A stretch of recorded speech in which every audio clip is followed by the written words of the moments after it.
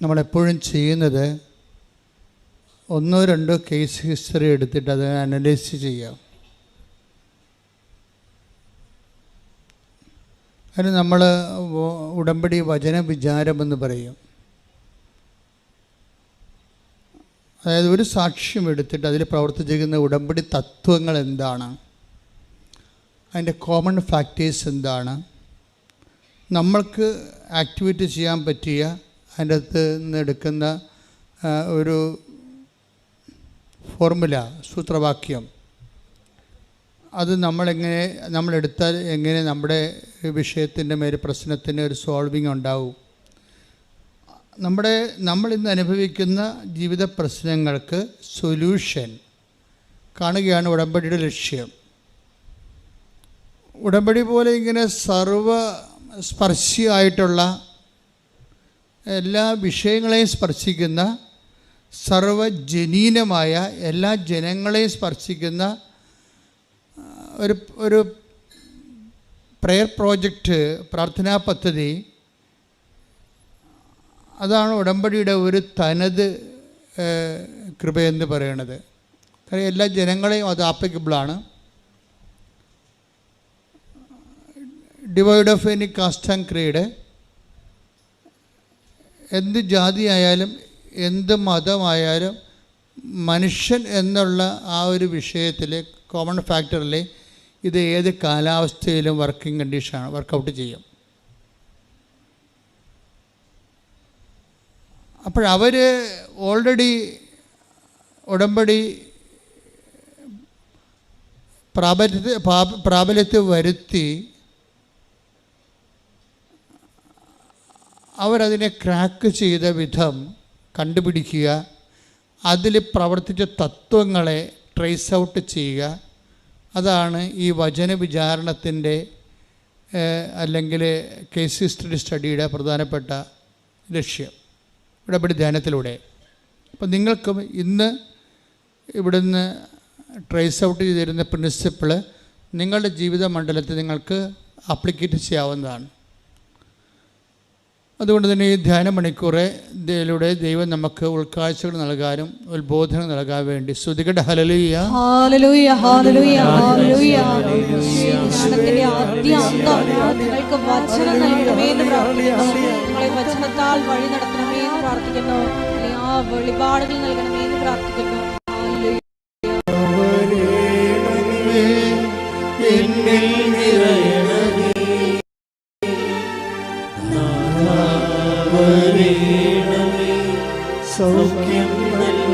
ഒരുമിച്ച് പാടുക സന്തോഷത്തോടെ.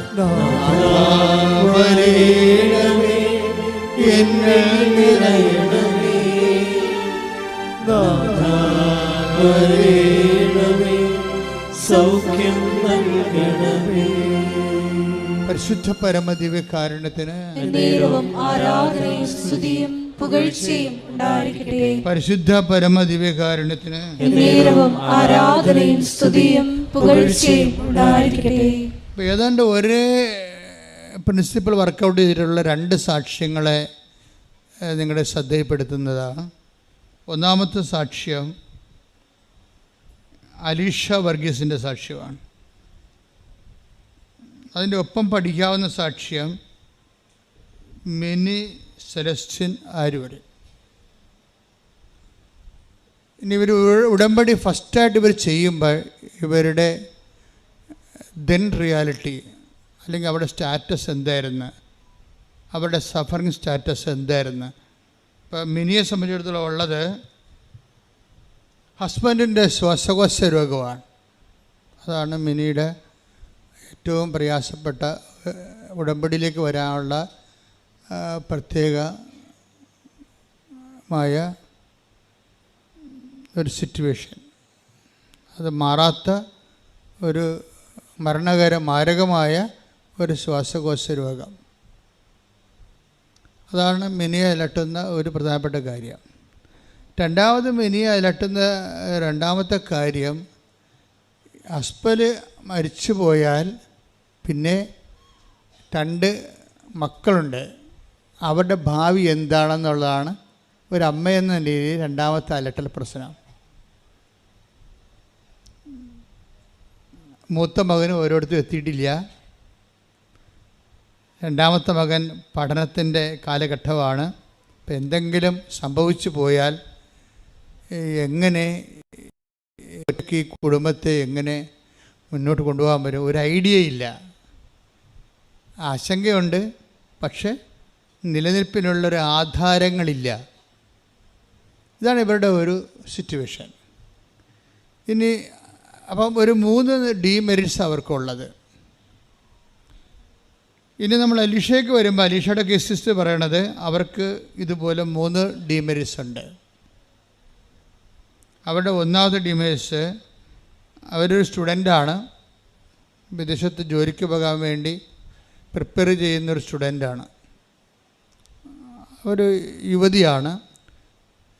പലരെയും പോലെ OET ആണ് അവളുടെ ഒരു കടമ്പ എന്ന് പറയുന്നത്, ചാടിക്കടക്കേണ്ട OET ആണ്. പക്ഷേ ഉള്ള പ്രശ്നം അതിനുള്ള പാങ്ങില്ല. OET ഒരു സ്കൂളിൽ പിള്ളേരെ OET പഠിപ്പിക്കുന്നുണ്ട്. പക്ഷേ അവിടുത്തെ തന്നെ മാനേജർ, ഹെഡ് മിസ്ട്രസ് ഇവരോട് പറഞ്ഞിരിക്കുന്നത്, അലീഷ നിൻ്റെ ലാംഗ്വേജ് വളരെ പുവറാണ്, അതുകൊണ്ട് നീ പരീക്ഷ എഴുതാതിരിക്കുന്നതാണ് നല്ലത്. പരീക്ഷയ്ക്ക് പിള്ളേരെ പഠിപ്പിക്കുന്ന അധ്യാപികയെക്കുറിച്ച് അവരുടെ ഹെഡ് മിസ്ട്രസ് പറയുന്ന കമൻ്റാണ്, നീ OET എഴുതാതിരിക്കുന്നതാണ് നല്ലത്, എന്താ കാര്യം നിനക്കില്ല. അപ്പോൾ അതൊക്കെ മനസ്സിലായില്ലേ? 0 ശരിക്കും പറഞ്ഞാൽ സിറ്റുവേഷൻ അതാണ്. രണ്ടാമത്തെ അലീഷയുടെ ഒരു വിഷയം എന്ന് പറയണത്, രണ്ടാമത് അവൾ അനുഭവിക്കുന്ന പ്രശ്നം എന്ന് പറയണത്, അപ്പനും അമ്മയും വയസ്സാണ്. അവൾക്ക് 27 വയസ്സുണ്ട്, അപ്പനും അമ്മയും വയസ്സാണ്. അത് നിസ്സാര കാര്യമല്ലല്ലോ. ഇനി അപ്പനും അമ്മയുടെക്കൊന്നും ഒരു വരുമാനം ഉണ്ടാക്കി കുടുംബം നോക്കാൻ പറ്റത്തില്ല. അപ്പോൾ കുടുംബം മുഴുവൻ തൻ്റെ മുതുകത്തിരിക്കുകയാണ്. അപ്പോൾ നിസ്സാര കാര്യമല്ലത്. അവളുടെ മുതുകത്താണ് ഈ കുടുംബം മുഴുവനും, അപ്പനും അമ്മയും അവരുടെ ചിലവും ഇവളുടെ ഭാവിയും ഇവളുടെ വിവാഹം എല്ലാം ഈ 27 വയസ്സുകാരത്തിന് മുമ്പിലിരിക്കുകയാണ്. അവൾക്ക് മുമ്പിലുള്ള കടമ എങ്ങനെയെങ്കിലും വിദേശത്ത് എത്തിച്ചേർന്ന് കടങ്ങളെ പരിഹരിക്കണം എന്നുള്ളതാണ്. പക്ഷേ അതിന് ഭാഷയില്ല. ഭാഷയില്ലാത്തത് കൊണ്ട് തന്നെ ഈ വിഷയം എടുക്കാനും പറ്റത്തില്ല. പക്ഷേ എടുക്കാതിരിക്കാനും പറ്റത്തില്ല, ജീവിക്കണ്ടേ? അതാണ് അവളുടെ പ്രശ്നം. മൂന്നാമത്തെ അവളുടെ പ്രശ്നം എന്ന് പറയണത്, അതായത് OETയുടെ ഒരു പ്രോബ്ലം, നമുക്കൊരു 35% മാർക്ക്, ഇപ്പോൾ 35 പോയിൻ്റ് കിട്ടിയാൽ നമുക്ക് ഒരാളിനെ OETയുടെ എക്സാമിന് ഇരുത്താൻ പറ്റും. പക്ഷേ ഇവൾ പലപ്പോഴും 20 പോയിൻ്റ് ഇവർക്ക് കിട്ടത്തുള്ളൂ. 20 പോയിൻ്റുകാരത്തിൽ മാക്സിമം 25 പോയിൻ്റ് കിട്ടും. അങ്ങനെ ഒരാൾ വെറുതെ കൊണ്ടുപോയി 36,000 രൂപ OETക്ക് കൊണ്ട് മുടക്കിയ ആ ഉള്ള കാശും പോകും. അപ്പോൾ ഓരോ മനുഷ്യന്മാരെ അനുഭവിക്കുന്ന പ്രശ്നങ്ങൾ നിങ്ങൾ അറിയണം. അപ്പോൾ ഇവരുടെ ഒരു 2 പേരുടെയും, ഇപ്പം മിനി വർഗീസിൻ്റെയും മിനി സെലസ്റ്റിൻ്റെയും അലീഷ വർഗീസിൻ്റെയും ഈ ജീവിത അനുഭവങ്ങൾ, ഇവരുടെ സിറ്റുവേഷൻ ഇതാണ്. ഇവർ 2 പേരും ഒരു സിങ്കിങ് മൂഡിലാണ്. എന്ന് വെച്ച് കഴിഞ്ഞാൽ മുങ്ങി താഴ്ന്നുകൊണ്ടിരിക്കുന്ന ഒരു ജീവിതം. ഇവരെ സംബന്ധിച്ചിടത്തോളം അവരുടെ ബന്ധുക്കളോ സ്വന്തപ്പെട്ടവരോ നിലവിൽ ആരും അവരെ സപ്പോർട്ട് ചെയ്യാനില്ല. അവർ തന്നെ അവരുടെ ജീവിതം ജീവിച്ച് തീർക്കണം. ഈ അവസ്ഥയിലാണ് മെൻറ്റർമാർ വരണത്. കവനൻ്റ് മെൻറ്റർമാർ ഒരു വലിയ ഇവാഞ്ചലിസ്റ്റുകളാണ്. നിങ്ങളെപ്പോഴും ഓർക്കണം, ഇവിടെ നിങ്ങളിരിക്കുമ്പോൾ നിങ്ങളിവിടേക്ക് മാതാവിൻ്റെ തിരുസന്നിധിയെ കൊണ്ടുവന്നിട്ടുള്ള ഒത്തിരി മെൻറ്റർമാരുണ്ട്. അവരോർത്ത് നമുക്ക് നിങ്ങളെ കവനൻ്റിനെക്കുറിച്ചും കൃപാസനത്തെക്കുറിച്ചും മാതാവിനെക്കുറിച്ചും നിങ്ങളോട് കണ്ണീരിൻ്റെ കാലത്ത് നിങ്ങൾക്ക് ഉപദേശം നൽകിയ മക്കളെ ഓർത്തുകൊണ്ട് സ്തുതിക്കട്ടെ. ഹല്ലേലൂയ, ഹല്ലേലൂയ, ഹല്ലേലൂയ, ഹല്ലേലൂയ, ആരാധന, ഹല്ലേലൂയ, മഹത്വം, ആരാധന. അതിന് അലീഷ ഉടമ്പടിയിലേക്ക് സെറ്റ് ചെയ്യുമ്പോൾ, ഞാൻ കഴിഞ്ഞ ആഴ്ച നിങ്ങളോട് പറഞ്ഞു,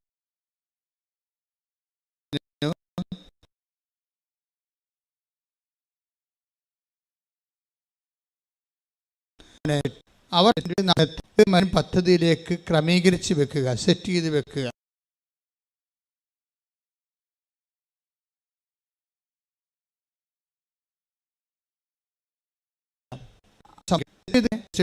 ഏറ്റവും പ്രധാനപ്പെട്ടത് നമ്മൾ സെറ്റ് ചെയ്താൽ പിന്നെ നമ്മളുടെ ഉടമ്പടി എന്ന് പറയുന്ന ആ ഒരു ദൈവികമായ പദ്ധതിയിലേക്ക് നമ്മുടെ ജീവിതം സെറ്റ് ചെയ്ത് കഴിഞ്ഞാൽ, ജീവിതം ആസച്ചാണ് സെറ്റ് ചെയ്യണത്, അല്ല ജീവിതത്തിൻ്റെ ഏതൊരു ഭാഗമല്ല സെറ്റ് ചെയ്യണത്.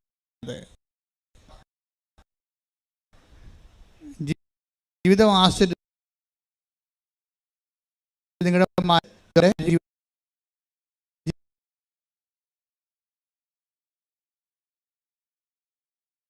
ജീവിതം ആസറ്റിലേക്ക് ചെയ്തു വരണത് സമ്പൂർണ്ണതയിൽ ആ വ്യക്തിയുടെ എല്ലാ ജീവിതം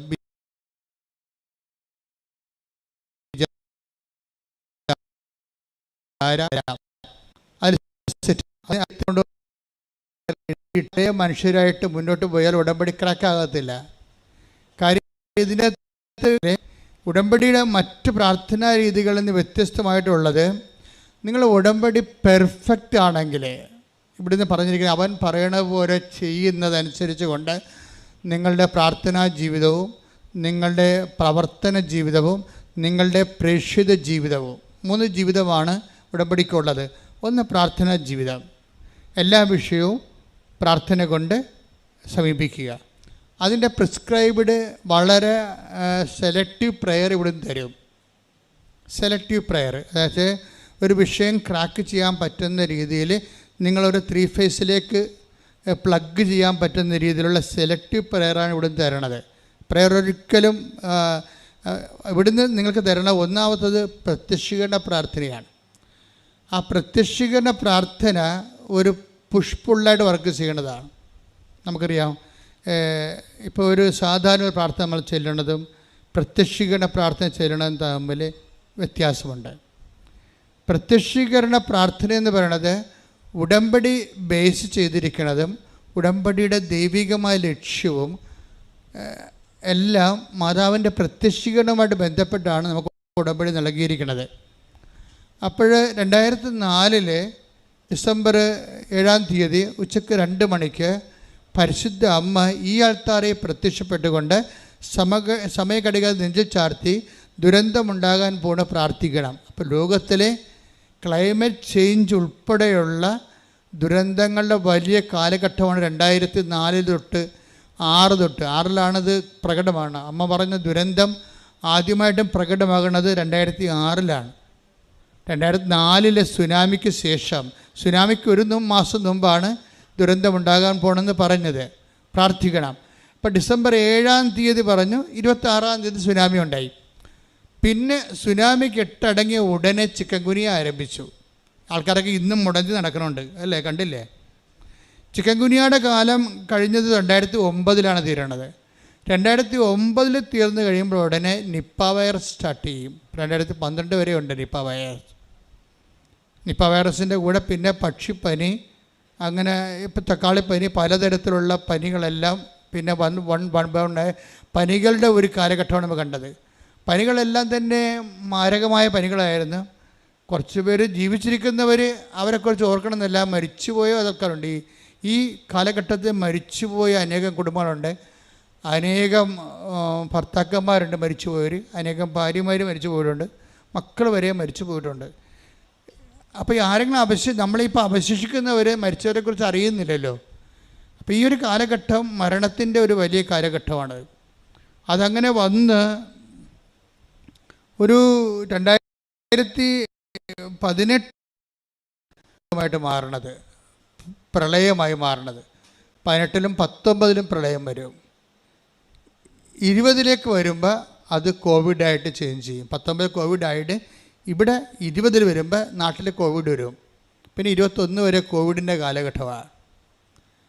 കോവിഡിൻ്റെ കാലഘട്ടത്തിന് ശേഷമാണ് പിന്നെ ഉരുൾപൊട്ടൽ അതുപോലെയുള്ള കുറച്ച് കാഷ്വാലിറ്റി മാത്രം ഉണ്ടാകുന്ന ചെറിയ ചെറിയ ദുരന്തങ്ങൾ ലോകത്തിൻ്റെ എല്ലാ ഭാഗങ്ങളിലും കത്രീന കൊടുങ്കാറ്റ് ഉൾപ്പെടെയുള്ള പല പല പേരുകൾ, പല പല ചേട്ടത്തിമാരുടെ പേരുകളിൽ കൊടുങ്കാറ്റുകൾ ഇറങ്ങും ഓരോ രീതികളിൽ. അതൊക്കെ ഇപ്പോഴും നടന്നുകൊണ്ടിരിക്കുന്ന കാര്യങ്ങളാണ്. പക്ഷേ ഇങ്ങനെ ഒരു 2004 മുതൽ ഇങ്ങോട്ട് ദുരന്തങ്ങളുടെയും മനുഷ്യരാശി ഇതിൻ്റെ ഭാഗമായിട്ട് 2012 വന്നപ്പോൾ 92 മുതൽ ഇതിൻ്റെ ഒരു ലാഞ്ചനം ഉണ്ടായിരുന്നു. ഇൻ്റർനാഷണൽ ഭൗമ ഉച്ചകോടിക്ക് പിന്നീട് അന്ന് മുതൽ ക്ലൈമറ്റ് ചേഞ്ച് എന്നും പറഞ്ഞ് ആഗോള വ്യാപകമായ രീതിയിലുള്ള ദുരന്തം വിതച്ചിട്ടുണ്ട്. ക്ലൈമറ്റ് ചേഞ്ച് ആരുടെ കയ്യിൽ നിൽക്കണില്ല. അതിൽ എൽ നീനോയിലേക്ക് പോകുന്നു. എൽ നീനോ മേഘങ്ങളും എൽ നീനോ കാലാവസ്ഥകളും കൂമ്പാരം മേഘങ്ങളും, അതുപോലെ തന്നെ കൂമ്പാരം മേഘങ്ങൾ നമ്മൾ ജീവിതത്തിൽ ഒരിക്കലും കണ്ടിട്ടില്ലല്ലോ. സീസണെല്ലാം പോയിരിക്കുകയാണ്. ഇപ്പോൾ സീസൺ പോയി, കൃഷികളെല്ലാം പോയി, അല്ലേ? സീസണെല്ലാം പോയി. നമ്മുടെ സീസണ് പണ്ട് നമുക്ക് ജൂൺ എന്ന് പറയുമ്പോൾ, മെയ് 31 എന്ന് പറയുമ്പോൾ തന്നെ മൺസൂൺ മേഘം വന്നു. ജൂൺ ജൂലൈ എന്ന് പറയുമ്പോൾ തന്നെ വർഷം തീർന്നു. തുലാപ്പത്താകുമ്പോൾ പ്ലാവിൻ്റെ ചുവട്ടിലും കിടക്കാം. ഇപ്പോൾ തുലാപ്പത്താകുമ്പോഴാണ് ഇപ്പോൾ കർക്കിടകം തുടങ്ങണത്. പക്ഷേ ക്ലൈമറ്റ് ആപ്പാട് ചേഞ്ചായി. മഴ ഏത് സമയത്തും വരാം. എവിടെ നോക്കിയാലും കൂമ്പാരം മേഘങ്ങൾ കാണാം. ഇങ്ങനെ മേഘങ്ങളിങ്ങനെ കൂമ്പാരമായിട്ട് ഇങ്ങനെ നിൽക്കണ കാണാം. എന്ന് വെച്ച് കഴിഞ്ഞാൽ ഒരു സ്ഥലത്ത് നിന്ന് ചൂട് പിടിച്ച് ഒരു കടലിൻ്റെ ഒരു ഭാഗമോ കായലിൻ്റെ ഒരു ഭാഗമോ ഈ ഭൂമധ്യരേഖയുടെ ആ സ്ഥലത്തെന്ന് പറഞ്ഞ പോലെ ഭയങ്കരമായ രീതി ഹീറ്റായിട്ട് അത് വെള്ളം മേഘമായിട്ട് നേരെ മുകളിലോട്ട് പോകും.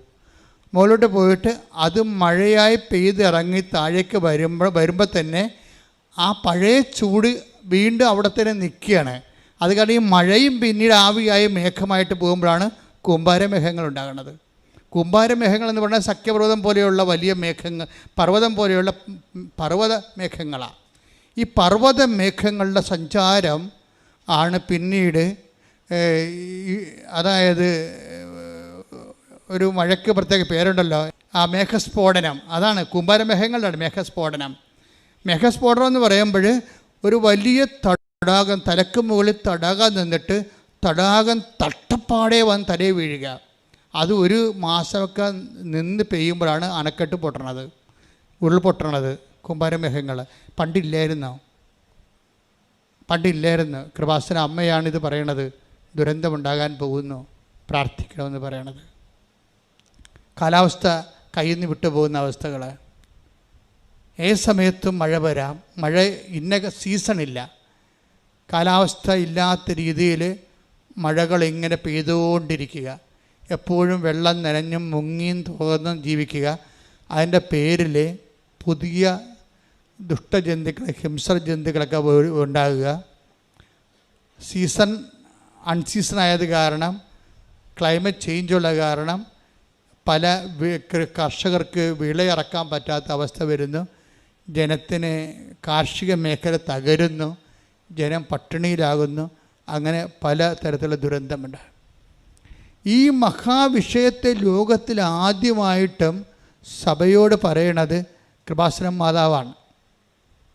അതാണ് നമ്മൾ ചിന്തിക്കണം. നമ്മൾ ചരിത്രത്തോട് ചിന്തിക്കുമ്പോൾ അമ്മ 2004 ഡിസംബർ 7 ഉച്ചയ്ക്ക് 2:30 മണിക്ക് ഇതുപോലെ ആരാധന സമയത്താണ് പുറകിൽ പ്രത്യക്ഷപ്പെട്ട് ഞാൻ തിരിഞ്ഞു നോക്കുമ്പോൾ ആരോ നിൽക്കണ പോലെ ഞാൻ കണ്ടിട്ട് തിരിഞ്ഞു നോക്കുക, മനസ്സിൽ തോന്നിയിട്ട് തിരിഞ്ഞു നോക്കുകയാണ്.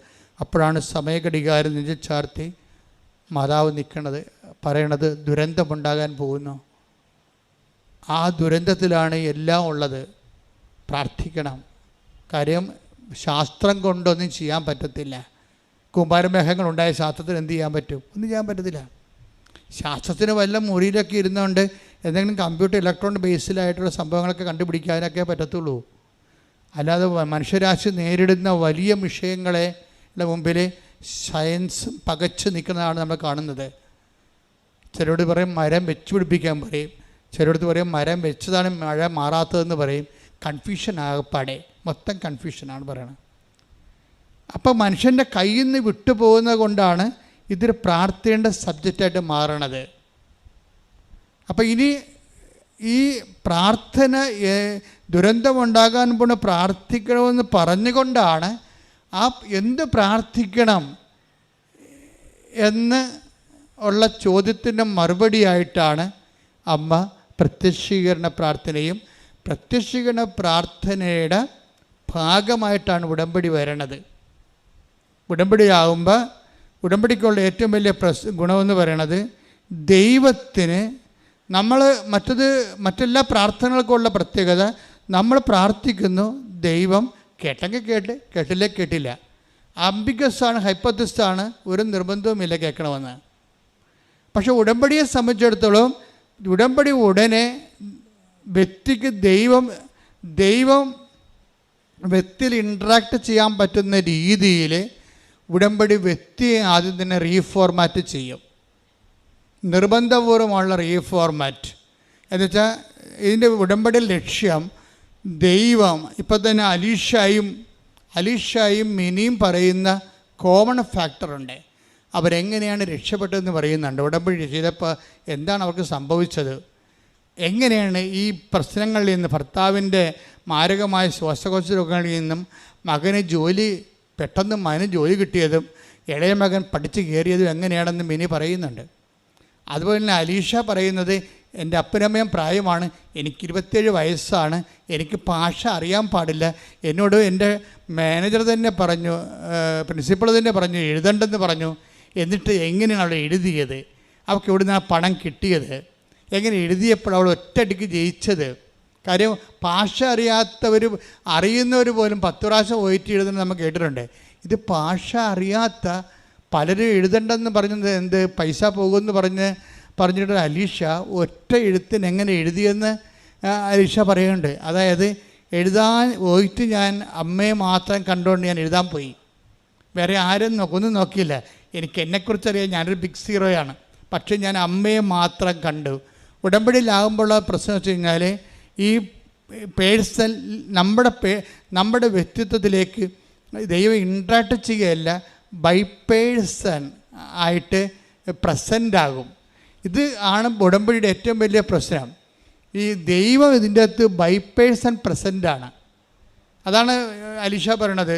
ഞാൻ സാധാരണ ഇംഗ്ലീഷ് സംസാരിക്കത്തില്ല, ഞാൻ വാപൊളിക്കാൻ എനിക്ക് പേടിയാണ്. എന്താ കാര്യം പറഞ്ഞാൽ അപ്പം തന്നെ ഷട്ട് ഡൗൺ ആയിപ്പോകും, കമ്പ്യൂട്ടർ ഷട്ട് ഡൗൺ ആ പോലെ മിണ്ടാതിരിക്കും. പക്ഷേ ഞാൻ സ്പീക്കിങ്ങിന് പോയി നിന്നപ്പോഴേ പൊളിച്ചത് മാത്രമേ എനിക്കറിയാൻ പാടുള്ളൂ. പിന്നെ ആരോ ഇരുന്നുകൊണ്ട് അത് പറ ഇത് പറ അത് പറയുമെന്ന് പറഞ്ഞുകൊണ്ട് എൻ്റെ ഉള്ളിൽ ഇരുന്നുകൊണ്ട് ഇങ്ങനെ പറഞ്ഞുകൊണ്ടേയിരുന്നു. അവർ നിർത്താൻ പറയണവരെ ഞാൻ ഇംഗ്ലീഷ് പറഞ്ഞുകൊണ്ടിരുന്നു. ആരോ ഒരാൾ പിന്നെ ഞാൻ എഴുതാൻ നേരത്ത് ഞാൻ എഴുതിക്കൊണ്ടിരിക്കുകയാണ്.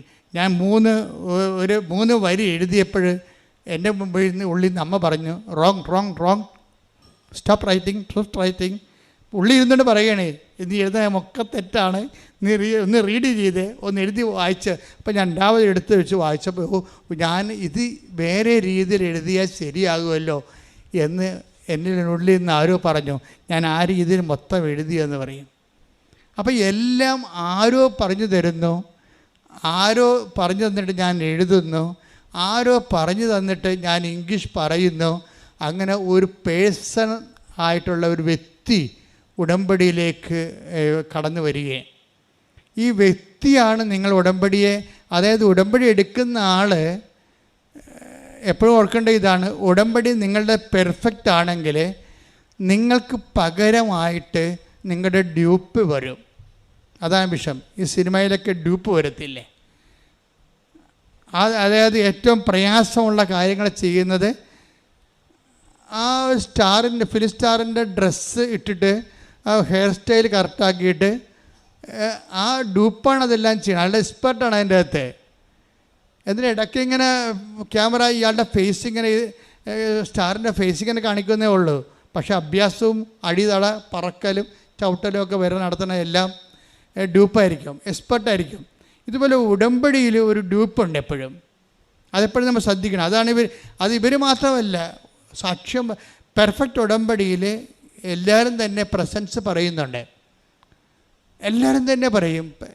ഒരാളുണ്ടായിരുന്നു, ഇപ്പം തന്നെ നേരത്തെ ഒരു സ്വാതികൃഷ്ണ എന്ന് പറഞ്ഞ സാക്ഷ്യം ഇന്നലെ സ്വാതികൃഷ്ണയുടെ സാക്ഷ്യം ഉണ്ടായി. സ്വാതികൃഷ്ണ ഇതുപോലെ തന്നെ ഒരു സ്റ്റുഡൻ്റാണ്. സ്വാതികൃഷ്ണയ്ക്ക് ഒത്തിരി സാമ്പത്തിക പ്രോബ്ലമാണ്. വെച്ചാൽ അവൾക്ക് വിദേശത്ത് പോയി പഠിക്കണം, പക്ഷേ സ്ഥലമില്ല.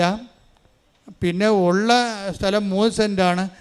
അത് വീടും സ്ഥലവും കൂടി കൊടുത്താൽ 3 ലക്ഷം രൂപയെ സൊസൈറ്റി ബാങ്കിൽ നിന്ന് കിട്ടത്തുള്ളൂ. പക്ഷേ സ്വാതികൃഷ്ണയുടെ ഒരു അവസ്ഥ എന്ന് പറയണത് ഇതുപോലെ തന്നെയാണ്. അതായത് മാതാപിതാക്കന്മാർ സിക്കോ മറ്റേയാണ്, അവൾക്കിത് പറ്റാത്ത ഒരു ജോലിയാണ്. പക്ഷേ ഇത് അല്ലാതെ വേറെ ഒരു കാര്യം അവർക്കില്ല. അപ്പം അങ്ങനെ സാമ്പത്തികമായ തകർച്ചയാണ്. അപ്പോൾ എന്നാ ചെയ്യുന്നത് വെച്ചാൽ സ്വാതികൃഷ്ണ പറയുന്നത്, ഞാനും എൻ്റെ അമ്മയും കൂടി ഉടമ്പടി എടുത്തിട്ട് ഞങ്ങൾ ഒരു 5 പൈസ മുമ്പിൽ കാണുന്നില്ലല്ലോ, 5 പൈസയുടെ ഒരു വരുമാന മാർഗവും കാണുന്നില്ല. അപ്പോൾ ഞങ്ങളിങ്ങനെ വെളുപ്പിനെ പ്രാർത്ഥിച്ചുകൊണ്ടിരുന്ന സമയത്ത് എനിക്ക് തോന്നി ഒരു മുല്ലപ്പൂവിൻ്റെ സ്മെല്ല് വരുന്ന എൻ്റെ മുറിയിലോട്ട് വരുന്ന. അതാണ് പേഴ്സൺ പറഞ്ഞ കണ്ടില്ലേ. അപ്പോൾ അമ്മയോട് ചോദിച്ചു, അമ്മേ മുല്ലപ്പൂവിൻ്റെ സ്മെല്ല് വരുന്നുണ്ടല്ലോ എന്ന്. അവളുടെ മനസ്സിൽ തോന്നി, നീ വെളുപ്പിനെ അടഞ്ഞു കിടക്കുന്ന വാതിലല്ലേ, വാതിൽ തുറക്കാൻ പറഞ്ഞു. ഉടനെ സ്വാതി വന്ന് പ്രാർത്ഥനയിൽ വാതിൽ തുറക്കുമ്പോൾ ഈ സ്മെല്ല് വല്ലാണ്ട് അങ്ങോട്ട് മുറിയിലോട്ട് കയറി വരും. അപ്പം അമ്മ കയറി വരണതാണ് അതായത് ഇത് ഇങ്ങനെ അതായത് ഈ പ്രസൻസ് നിങ്ങൾ ഉടമ്പടി ശരിക്കും ഉടമ്പടിയിലാണെങ്കിൽ നിങ്ങൾക്ക് പ്രസൻസ് ഫീൽ ചെയ്യേണ്ടതാണ്. കാര്യം ഉടമ്പടിയുടെ പാക്കേജിലുള്ളതാണ്. എന്താണ് പറഞ്ഞിരിക്കുന്നത്? ഞാൻ എൻ്റെ കൂടാരം നിങ്ങളുടെ ഇടയിൽ സ്ഥാപിക്കും. വാഗ്ദാന പേടകത്തിൻ്റെയൊക്കെ കോൺസെപ്റ്റ് അതാണ്. വാഗ്ദാന പേടകത്തിൻ്റെ കോൺസെപ്റ്റ് തന്നെ നിങ്ങൾ അവൻ പറയണ പോലെ ചെയ്ത് കഴിയുമ്പോൾ, ദൈവത്തിൻ്റെ വചനം നിങ്ങളെ പാലിച്ച് കഴിയുമ്പോൾ നിങ്ങൾ തന്നെ വാഗ്ദാന പേടകമായിട്ട് കൺവേർട്ട് ചെയ്യും. ആർക്ക് ഓഫ് ദി കവനൻ്റ്, ദൈവം നിങ്ങളിൽ വസിക്കും. ഈ ദൈവം നിങ്ങളിൽ വസിക്കുന്ന അനുസരിച്ചാണ് ഇതുപോലെ നമ്മൾക്ക് വ്യക്തികളെ കാണാൻ കഴിയണതും നമ്മൾ തന്നെ ചെല്ലുന്ന ഇടങ്ങളിൽ നമുക്ക് ഉടനെ സഹായങ്ങൾ ലഭിക്കണതും. ഇങ്ങനെ ഓരോരോ വിഷയങ്ങളും മറ്റ് പ്രാർത്ഥനാ രൂപങ്ങൾക്ക് ഇല്ലാത്ത ഏറ്റവും പ്രധാനപ്പെട്ട ഫീച്ചർ ഈ പ്രസൻസാണ്. പക്ഷെ പ്രസൻസിന് എപ്പോഴും വേണ്ടത്, ഇപ്പോൾ സ്വാതിയുടെ കുറച്ച് ഉടമ്പടി മുന്നോട്ട് പോകുമ്പോൾ സ്വാതിയുടെ അമ്മ പറയും, നിനക്ക് വിസ ഇപ്പോഴും വരണില്ലല്ലോ. വിസ വരുന്നതിന് മുമ്പ് ഒരു സംഭവം ഉണ്ടായിരുന്നു. വിസ വരുന്നതിന് മുമ്പ് സ്വാതി അത് വരാത്ത കാലത്ത് ഇവിടെ വന്ന് ഉടമ്പടി ചെയ്തിട്ടിരുന്ന് പ്രാർത്ഥിക്കുമ്പോൾ സ്വാതിയുടെ പ്രശ്നം പണമാണ്. പണം കിട്ടാനുള്ള മാർഗവും ഇല്ല, അതിനെ ചിന്തിക്കാൻ പോലുള്ള സ്വാതന്ത്ര്യമില്ല. പണത്തെക്കുറിച്ച് നമുക്ക് ഇന്നയാൾ തരും ഇന്ന സ്ഥലത്ത് നിന്ന് ചോദിക്കാമെന്നൊക്കെ നമുക്കൊരു ഐഡിയ ഇല്ലേ. പണത്തെക്കുറിച്ച് സ്വാതിയെ സംബന്ധിച്ചിടത്തോളം കിട്ടാനുള്ള ഒരു ആശയം പോലും ഇല്ല. അതാണ് സീറോ മൈനസ് എന്ന് പറയണത്. പിന്നെ ആകെപ്പാടെയുള്ള അവലംബം എന്ന് പറയണത് അമ്മയാണ്. ഉടമ്പടി വഴി അമ്മയുമായിട്ടുള്ള റിലേഷനാണ്. ആ റിലേഷൻ അവൾ മര്യാദയ്ക്ക് കീപ്പ് ചെയ്യുന്നുണ്ട്. അപ്പോൾ അതിങ്ങനെ കീപ്പ് ചെയ്തിട്ട് അവൾ ഒരു നിവൃത്തി ഇല്ലാതിരിക്കുന്ന സമയത്ത് അവൾ ഇവിടെ വന്നിരുന്നിട്ട് അമ്മയുടെ മുഖത്ത് നോക്കിയിട്ട് ജപമാല ചൊല്ലിക്കൊണ്ടേയിരിക്കുമ്പോൾ അവൾക്ക് ഉടനെ വേണ്ടത് 2 ലക്ഷം രൂപയാണ്. ഉടനെ അവളുടെ മടിയിലോട്ട് നോക്കുമ്പോൾ 2 രൂപയുടെ തുട്ട് കിടക്കും. ആരിട്ടെന്ന് ആർക്കും അറിയത്തില്ല. 2 രൂപയുടെ തുട്ട് മടി കിടക്കും. ഇതൊക്കെ കേൾക്കുമ്പോൾ തന്നെ രസമാണ്. എന്നുവെച്ചാൽ നമ്മൾ പറയുന്ന ഒരു ആംഗിളിലല്ല ഉടമ്പടി പോണത്. ഇത് ഡയറക്റ്റ് പേഴ്സൺ ടു പേഴ്സൺ ഇൻട്രാക്ഷനാണ്. അപ്പോൾ സ്വാതിക്ക് ഉടനെ മനസ്സിൽ തോന്നും, ഈ 2 രൂപ ആരാകണ്ട മടി കൊണ്ടുവന്ന് ഇട്ടത്. അപ്പോൾ അവൾ 2 രൂപ എടുത്തിട്ട് ടോസ് ഇടും. എന്താണെന്ന് വെച്ചാൽ, എനിക്കൊരു ഗതിയും പരഗതിയും ഇല്ല, 5 പൈസ കിട്ടാനും തരവില്ല, ആരോട് ചോദിക്കുമെന്നുള്ളൊരു ഐഡിയയും ഇല്ല. ഞാനിങ്ങനെ ഒരു ബിഗ് സീറോ അല്ലേ, അമ്മേ സത്യം പറ, ഞാൻ പോകുക ഇല്ലയോ എന്നിട്ട് പറഞ്ഞിട്ട് ടോസിടും. ടോസിട്ട് കഴിഞ്ഞപ്പോൾ ഉടനെ മാതാവ് നീ പോകുമെന്ന് പറയും. അതാണ് ടോസ് വീഴും. അപ്പോൾ അതും പിടിച്ചോണ്ട് അവളിൽ നിന്ന് ഇറങ്ങിപ്പോകും. ഇറങ്ങിപ്പോയി കഴിയുമ്പോൾ ഉടനെ അവളുടെ ആൻറ്റി വിളിക്കും. ആൻറ്റി വിളിച്ചിട്ട് ഈ 2 ലക്ഷം രൂപ അവൾക്ക് ക്രമീകരിച്ച് കൊടുക്കും. അപ്പോൾ പിന്നെ ഈ പൈസ അവളുടെ കയ്യിൽ നിന്ന് കാണാതെ പോകും. അത് ഇത് ഭയങ്കര രസം. ആ സാക്ഷി ഇന്നാണ് ഇട്ടിരിക്കുന്നത്, നിങ്ങൾ നോക്കിയാൽ മതി. എങ്ങനെയാണ് വളരെ കോൺക്രീറ്റ് ടാൻജിബിളായിട്ട് നമ്മളോട് ദൈവം ഇങ്ങനെ മെറ്റീരിയലായിട്ട് ഇടപെടുന്നത്. ഉടമ്പടിയുടെ ഏറ്റവും വലിയ ഫീച്ചറിലൊന്നാണ് മെറ്റീരിയലായിട്ട് നമ്മളോട് ഇടപെടുന്നത്, മെറ്റീരിയൽ എവിഡൻസോടുകൂടി. അല്ല, ഒരു സ്പിരിച്വൽ എവിഡൻസിൻ്റെ എല്ലാം കഴിഞ്ഞിട്ട് ഒരു ഡയറക്റ്റ് കോണ്ടാക്റ്റ് മെറ്റീരിയൽ എവിഡൻസ് എന്ന രീതിയിലാണ് ഇപ്പോൾ ഉടമ്പടിയിലെ ലാസ്റ്റ് ഭാഗങ്ങളെല്ലാം സഞ്ചരിക്കുന്നത്. ദൈവം നമ്മളുടെ കൂടെ ചെയ്തുകൊണ്ടിരിക്കുന്ന വലിയ കാര്യങ്ങൾ ഓർത്തുകൊണ്ട് സ്തുതിക്കട്ടെ. ഹല്ലേലൂയ.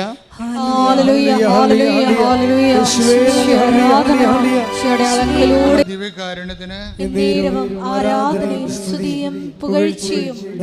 പരിശുദ്ധ പരമ ദിവ്യകാരുണ്യത്തിന് പിന്നെ സ്റ്റക്കിംഗ് ഓഫ് ദി കവനൻ്റ് ഉണ്ട്. ഇവിടെ ഉടമ്പടി എവിടെയെങ്കിലും പോയി ഇടിച്ച് നിൽക്കാം. അത് രണ്ടുപേർക്കും കോമൺ ഫാക്ടറാണ്. മിനിക്കും അതുപോലെ തന്നെ അലിഷയ്ക്കും ഇവർ ഈ ഉടമ്പടി ഇങ്ങനെ മുന്നോട്ട് പോകുന്ന സമയത്ത് എവിടെയെങ്കിലും പോയിട്ട് ഡെഡ് എൻഡായിട്ട് ഇങ്ങനെ ഇടിച്ച് നിൽക്കാം. പിന്നെ ഫർദർ നോ മോർ ബിയോണ്ട് എന്നും പറഞ്ഞ ഒരു സിറ്റുവേഷൻസ് വരും ഉടമ്പടിയിൽ.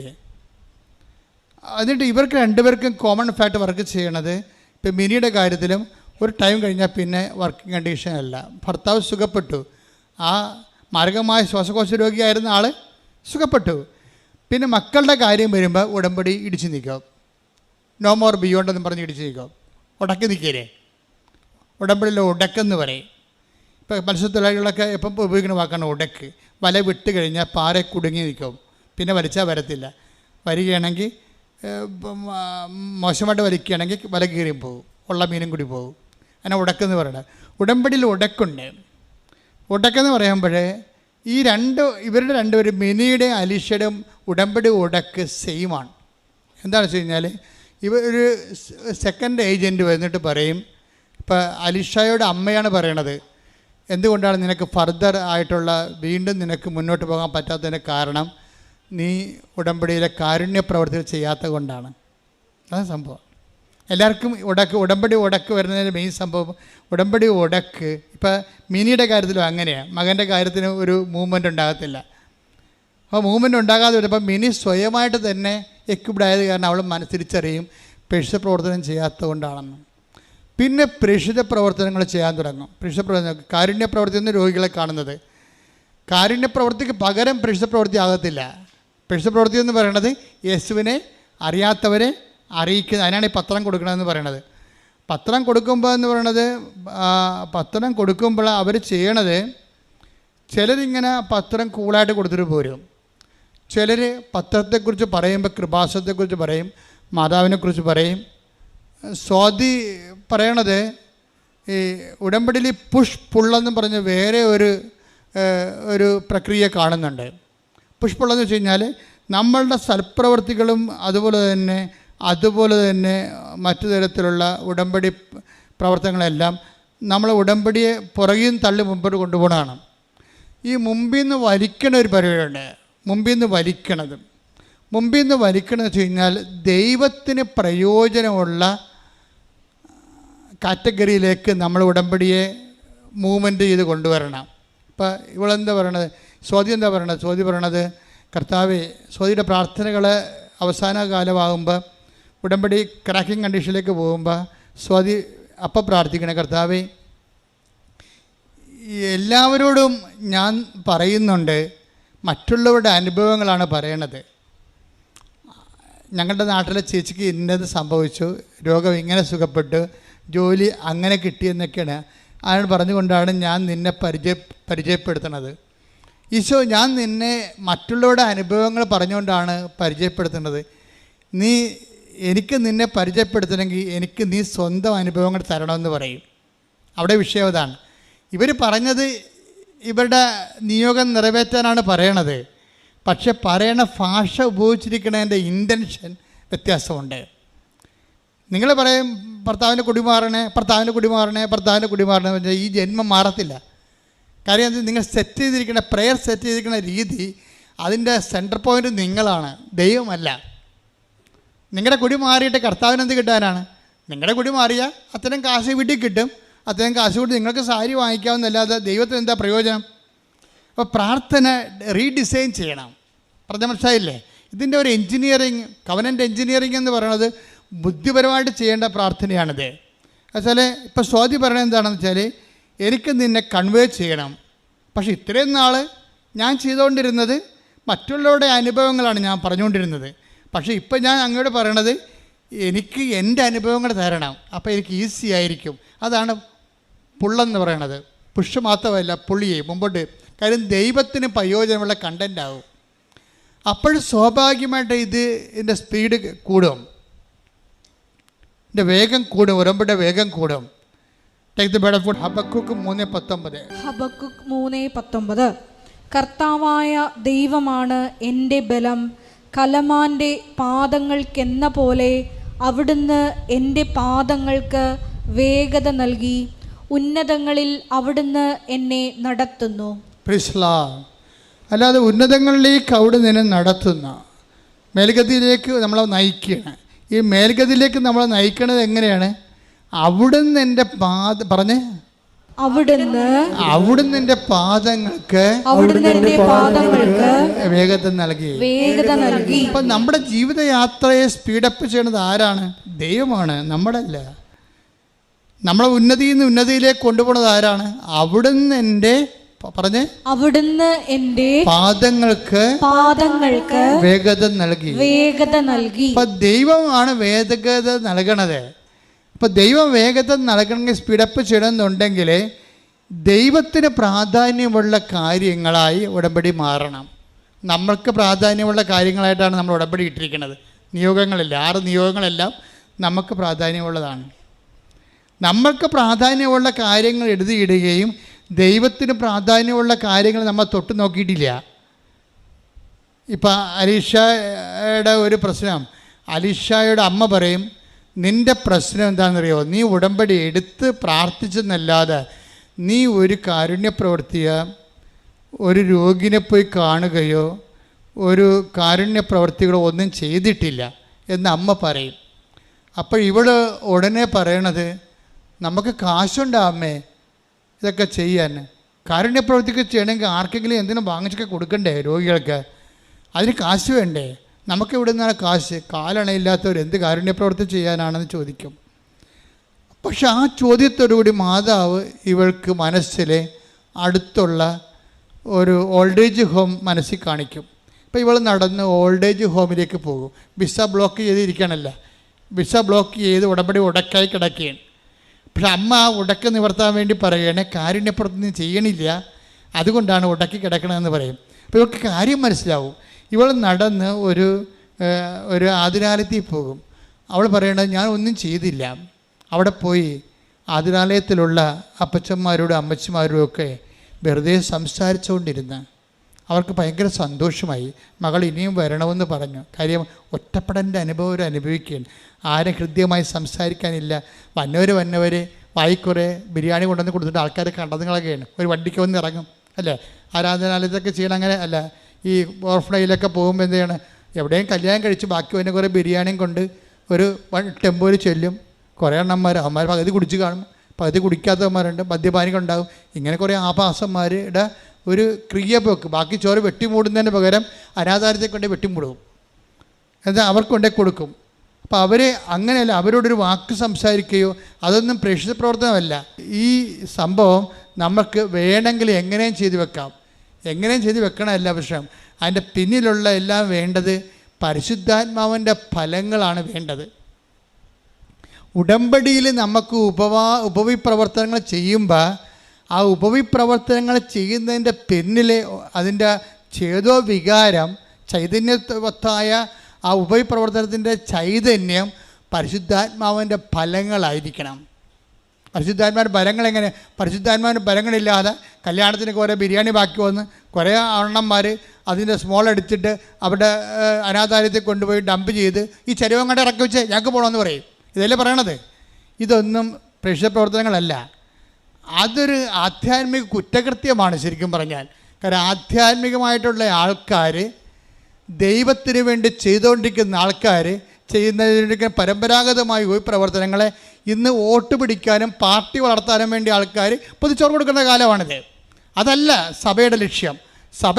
സഭയ്ക്ക് ഇതിനൊരു ലക്ഷ്യമുണ്ട്. എന്താ ലക്ഷ്യം? അത് പരിശുദ്ധാത്മാവിൻ്റെ ഫലങ്ങളുള്ളവരാണ്. ആ പരിശുദ്ധാത്മാവിൻ്റെ ദൈവമഹത്വത്തിന് വേണ്ടി ചെയ്ത മനുഷ്യനോടുള്ള ജീവനോടുള്ള ബഹുമാനത്തിൻ്റെ കാരുണ്യ പ്രവൃത്തിയും കരുതലും ചേർത്ത് പിടിക്കലുമാണത്. അത് ആ ചേർത്ത് പിടിക്കൽ സംഭവിക്കുന്നത് ആധ്യാത്മികമായ ദൈവികമായ ലക്ഷ്യത്തോടു കൂടിയാണ്. ആ പ്രവർത്തനമാണ് ഉടമ്പടി നിങ്ങൾ ചെയ്യേണ്ടത്. പ്രാർത്ഥിക്കുക, കർത്താവായ ദൈവമേ, കർത്താവായ ദൈവമേ, എൻ്റെ കാരുണ്യ പ്രവൃത്തികളിലെ പരിശുദ്ധാത്മാവിന്റെ ഫലമായ ദൈവസ്നേഹത്തോടെ ചെയ്യുവാൻ എന്നെ സഹായിക്കണമേ. അപ്പൊ അവള് അലീഷ ചെയ്ത അതാണ്. അലീഷ ചെയ്തത് അവിടെ പോയി അവരോട് സംസാരിച്ചുകൊണ്ടിരുന്നു. എല്ലാവരോടും ഓരോരുത്തരും മാറി മാറി സംസാരിച്ചു. എന്നിട്ട് അവൾക്ക് പോരുമ്പോൾ ഷീ വാസ് ജസ്റ്റ് കണ്ടൻറ്റഡ്. എന്ന് വെച്ചാൽ അവൾ പറയുന്നത്, എൻ്റെ ജീവിതത്തിൽ എനിക്ക് അഭവമായ ഒരു ആന്തരികമായ ശക്തി തോന്നി. അത് ഈ മിനിയും അത് തന്നെ പറയുന്നുണ്ടാണ്. ഞങ്ങൾ ഓരോരുത്തർക്കും പത്രം കൊടുക്കും. ഞങ്ങൾ പത്രം കൊടുത്തിട്ട് അവരോട് ചോദിക്കും, നിങ്ങൾ കൃപാസനത്തെക്കുറിച്ച് കേട്ടിട്ടുണ്ടോ? അവർ പറയും, ഞങ്ങൾ കേട്ടിട്ടുണ്ട്. എന്നാൽ പിന്നെ അത്ഭുതങ്ങൾ വായിക്കണം, ഈ ആഴ്ച നടന്ന കാര്യമാണ്, നിങ്ങൾ കൃപാസനത്തിൽ പോയിട്ടുണ്ടോ? അവർ പറഞ്ഞു പോയിട്ടില്ല. പോകേണ്ട സ്ഥലമാണ്, അമ്മ നിങ്ങളെ കാത്തിരിക്കുന്നുണ്ട്. ഇങ്ങനെയൊക്കെ മിനി ആൾക്കാരോട് പറയും. അതാണ് പ്രേക്ഷിത പ്രവർത്തനം, ദൈവസേവകം എന്ന് പറയുന്നത്. അല്ലാതെ പത്രം കൊണ്ട് വലിച്ചെറിഞ്ഞാൽ പോകുകയില്ല. ആരുടെങ്കിലും മോന്തക്കിട്ട് ചാണ്ടിയിട്ട് അടുത്ത ഇനി 4 കൂടി ഉണ്ടെന്ന് പറഞ്ഞ് നടക്കണേ. ഇങ്ങനെയുള്ള ആൾക്കാരെ ഉടമ്പടി എടുത്തിരിക്കുന്നത് വെളുക്കാൻ ചെക്കണ പാണ്ടാകാൻ സാധ്യതയുണ്ട്. അപ്പം എന്നിട്ട് ഈ ഇപ്പം മിനി അലിഷയുമാണല്ലോ, രണ്ടുപേരാണല്ലോ ഇവിടെ മോഡലായിട്ട് എടുത്തിരിക്കണത്. ഈ മിനി പറയണ ഒരു കാര്യമുണ്ട്. അതായത് ഞങ്ങളുടെ അനുഭവങ്ങൾ കർത്താവിനെ അറിയാത്തവരോട് പറയും. ഞങ്ങൾ എങ്ങനെയാണ് രക്ഷപ്പെട്ടതെന്ന് പറയും. എന്നിട്ട് കർത്താവിനെക്കുറിച്ച് അവരോട് സംസാരിക്കും. തിരിച്ചു പോരുമ്പോൾ എന്തെന്നില്ലാത്ത ആന്തരിക ആഹ്ലാദമാണ് മനസ്സിൽ. അതാണ് കണ്ടൻ്റ് എന്ന് പറയുന്നത്. അത് അലീഷയ്ക്കും വരുന്നുണ്ട്. ഈ ഓൾഡ് ഏജ് ഹോമിൽ പോയി അപ്പച്ചന്മാരോടും അമ്മച്ചിമാരോടും രാവിലെ മുതൽ വൈകുന്നേരം വരെ ഇങ്ങനെ സംസാരിച്ചുകൊണ്ടിരിക്കുമ്പോൾ അവർ ചിരിക്കുന്നുണ്ട്, അവർ സംസാരിക്കുന്നുണ്ട്. അവരുടെ ഏറ്റവും വലിയ ദാരിദ്ര്യം സംസാരിക്കാനും കേൾക്കാനും പറയാനും ആരും ഇല്ലാത്തതാണെന്ന് മനസ്സിലാക്കുമ്പോൾ അലീഷ പറയും, കാശെന്തിനാ കാരുണ്യ പ്രവർത്തിക്ക്. ആൾ പറയുന്നുണ്ട്, കാശെന്തിനാ കാരുണ്യ പ്രവർത്തിക്ക്, മര്യാദക്ക് സ്നേഹത്തോടെ സംസാരിക്കാൻ അറിഞ്ഞാൽ മതി. അപ്പോൾ കാരുണ്യപ്രവൃത്തിയാണ് നിൻ്റെ പ്രശ്നം. നിൻ്റെ ഉടമ്പടിയുടെ ഉടക്കെന്ന് മനസ്സിലാക്കിയപ്പോൾ പെറ്റേ ദിവസം മുതൽ മൂവ്മെൻ്റായി ഉടമ്പടി. നിങ്ങളുടെ ഉടമ്പടി ഉടക്കി കിടക്കുന്നുണ്ടെങ്കിൽ അതിൻ്റെ ഉത്തരവാദി നിങ്ങൾ മാത്രമാണ്. നിങ്ങൾ മാത്രമെന്ന് പറഞ്ഞു കഴിഞ്ഞാൽ ചിലപ്പോൾ നിങ്ങൾ കാരുണ്യപ്രവർത്തനം ചെയ്യുന്നുണ്ടാകും, ചെയ്യുന്നില്ലെന്നൊന്നും ഞാൻ പറയത്തില്ല. നിങ്ങൾ പ്രേക്ഷിത പ്രവർത്തനം ചെയ്യുന്നുണ്ടാകും, ചെയ്യുന്നില്ലെന്ന് ഞാൻ പറയത്തില്ല. ചെയ്യേണ്ടതുപോലെ ചെയ്യണില്ലെന്നാണ് പ്രശ്നം. ചെയ്യേണ്ടതുപോലെ എന്താണ്?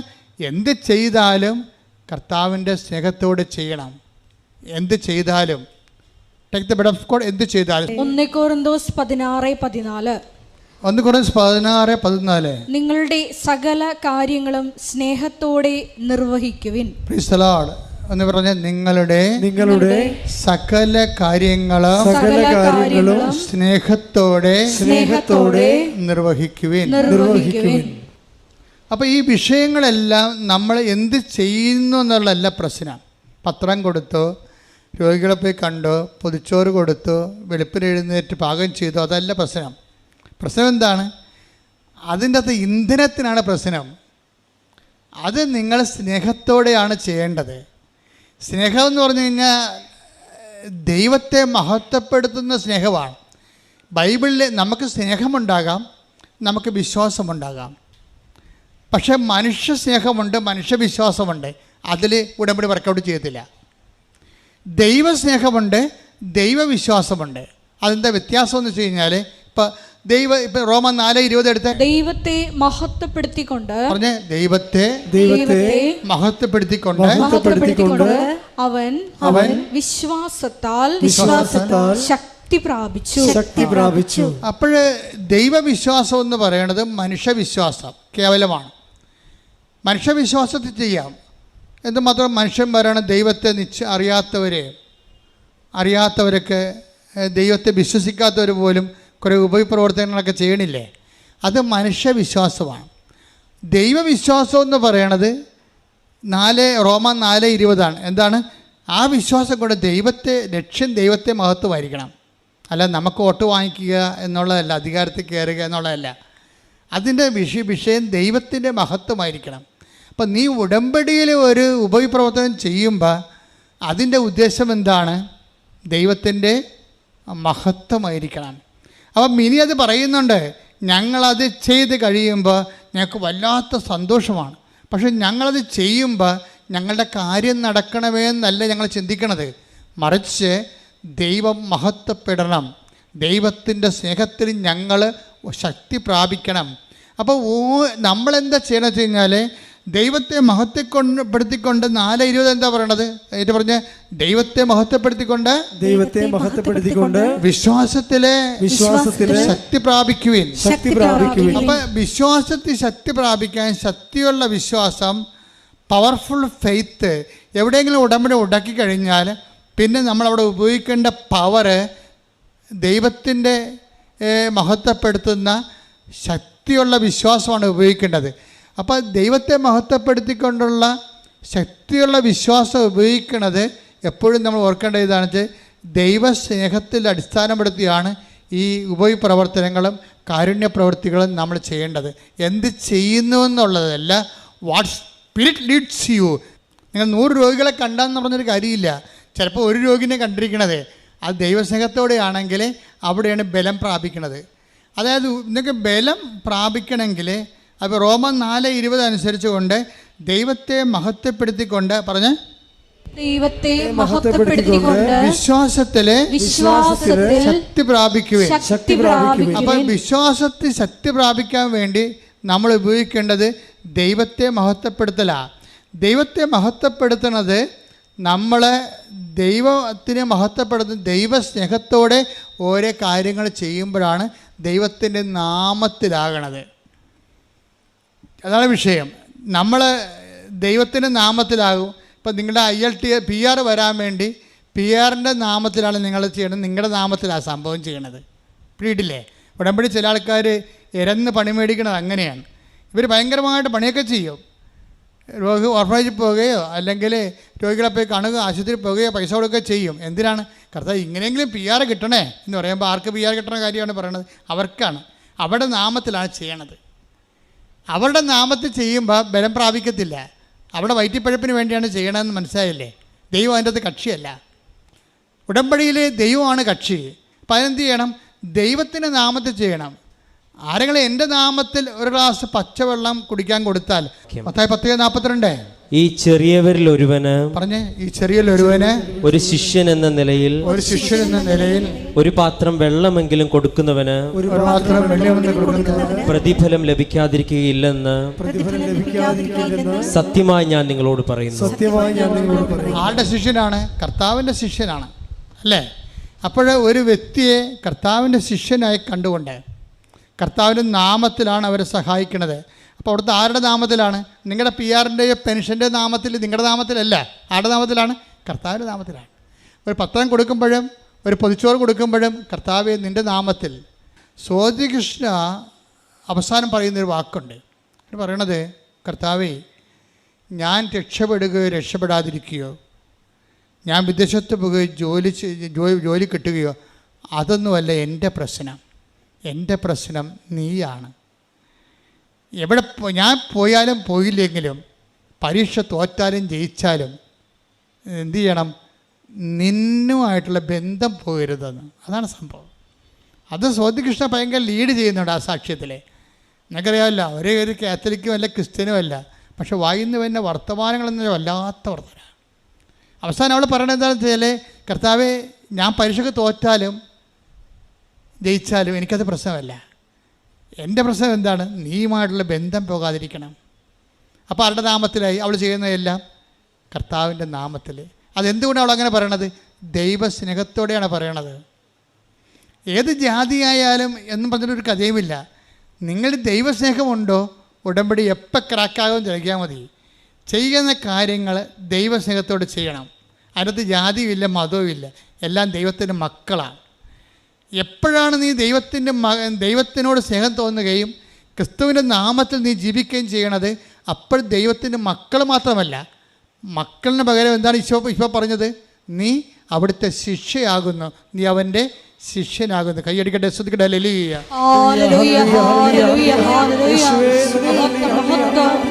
എല്ലാ കാര്യങ്ങളും ദൈവസ്നേഹത്തോടെ നിർവഹിക്കുവാൻ ഈ ആരാധനയിലൂടെ ഞങ്ങളെ അഭിഷേകം ചെയ്യാം.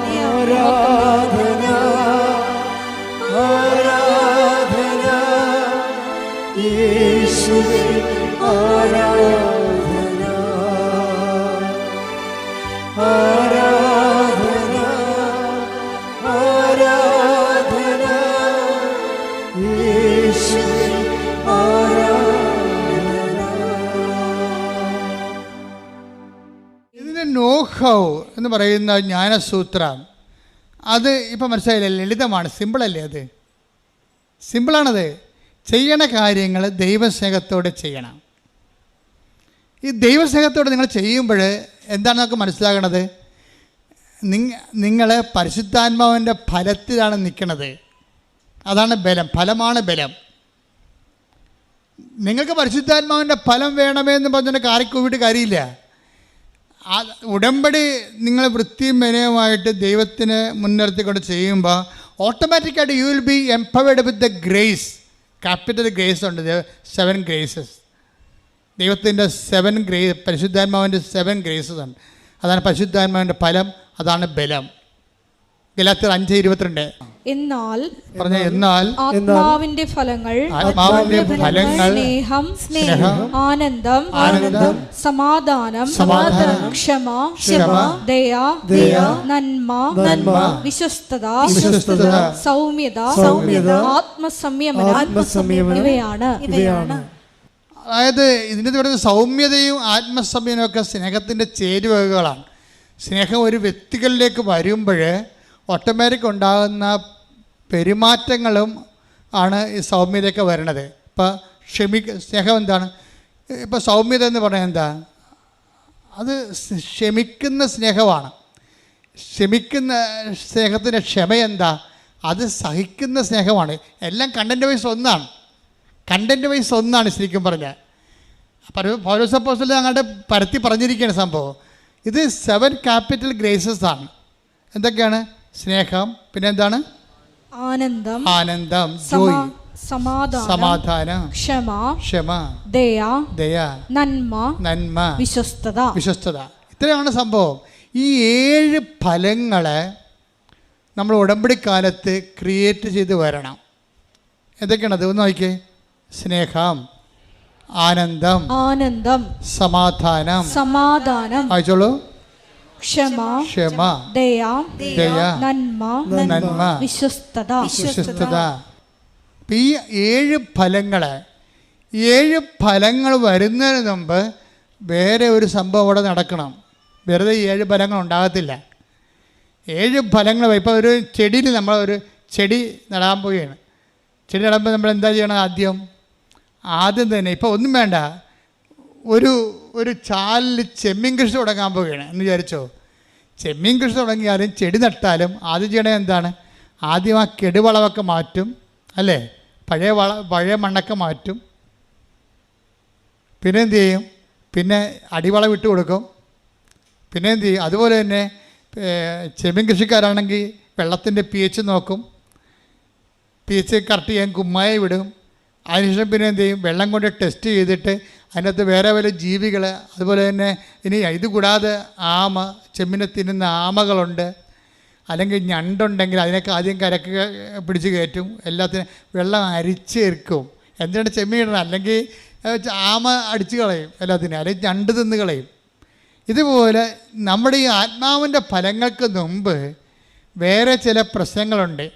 അതവിടെ ഈ അത്ര ആമയും ഞണ്ടും വേറെ ഉണ്ട്. അത് മാറ്റിയാൽ മാത്രമേ ആത്മാവിൻ്റെ ബലങ്ങളെ പ്രവർത്തിക്കത്തുള്ളൂ. അതെന്തൊക്കെയാണ്? അതും 7 ഉണ്ട്. അതേതാണ്?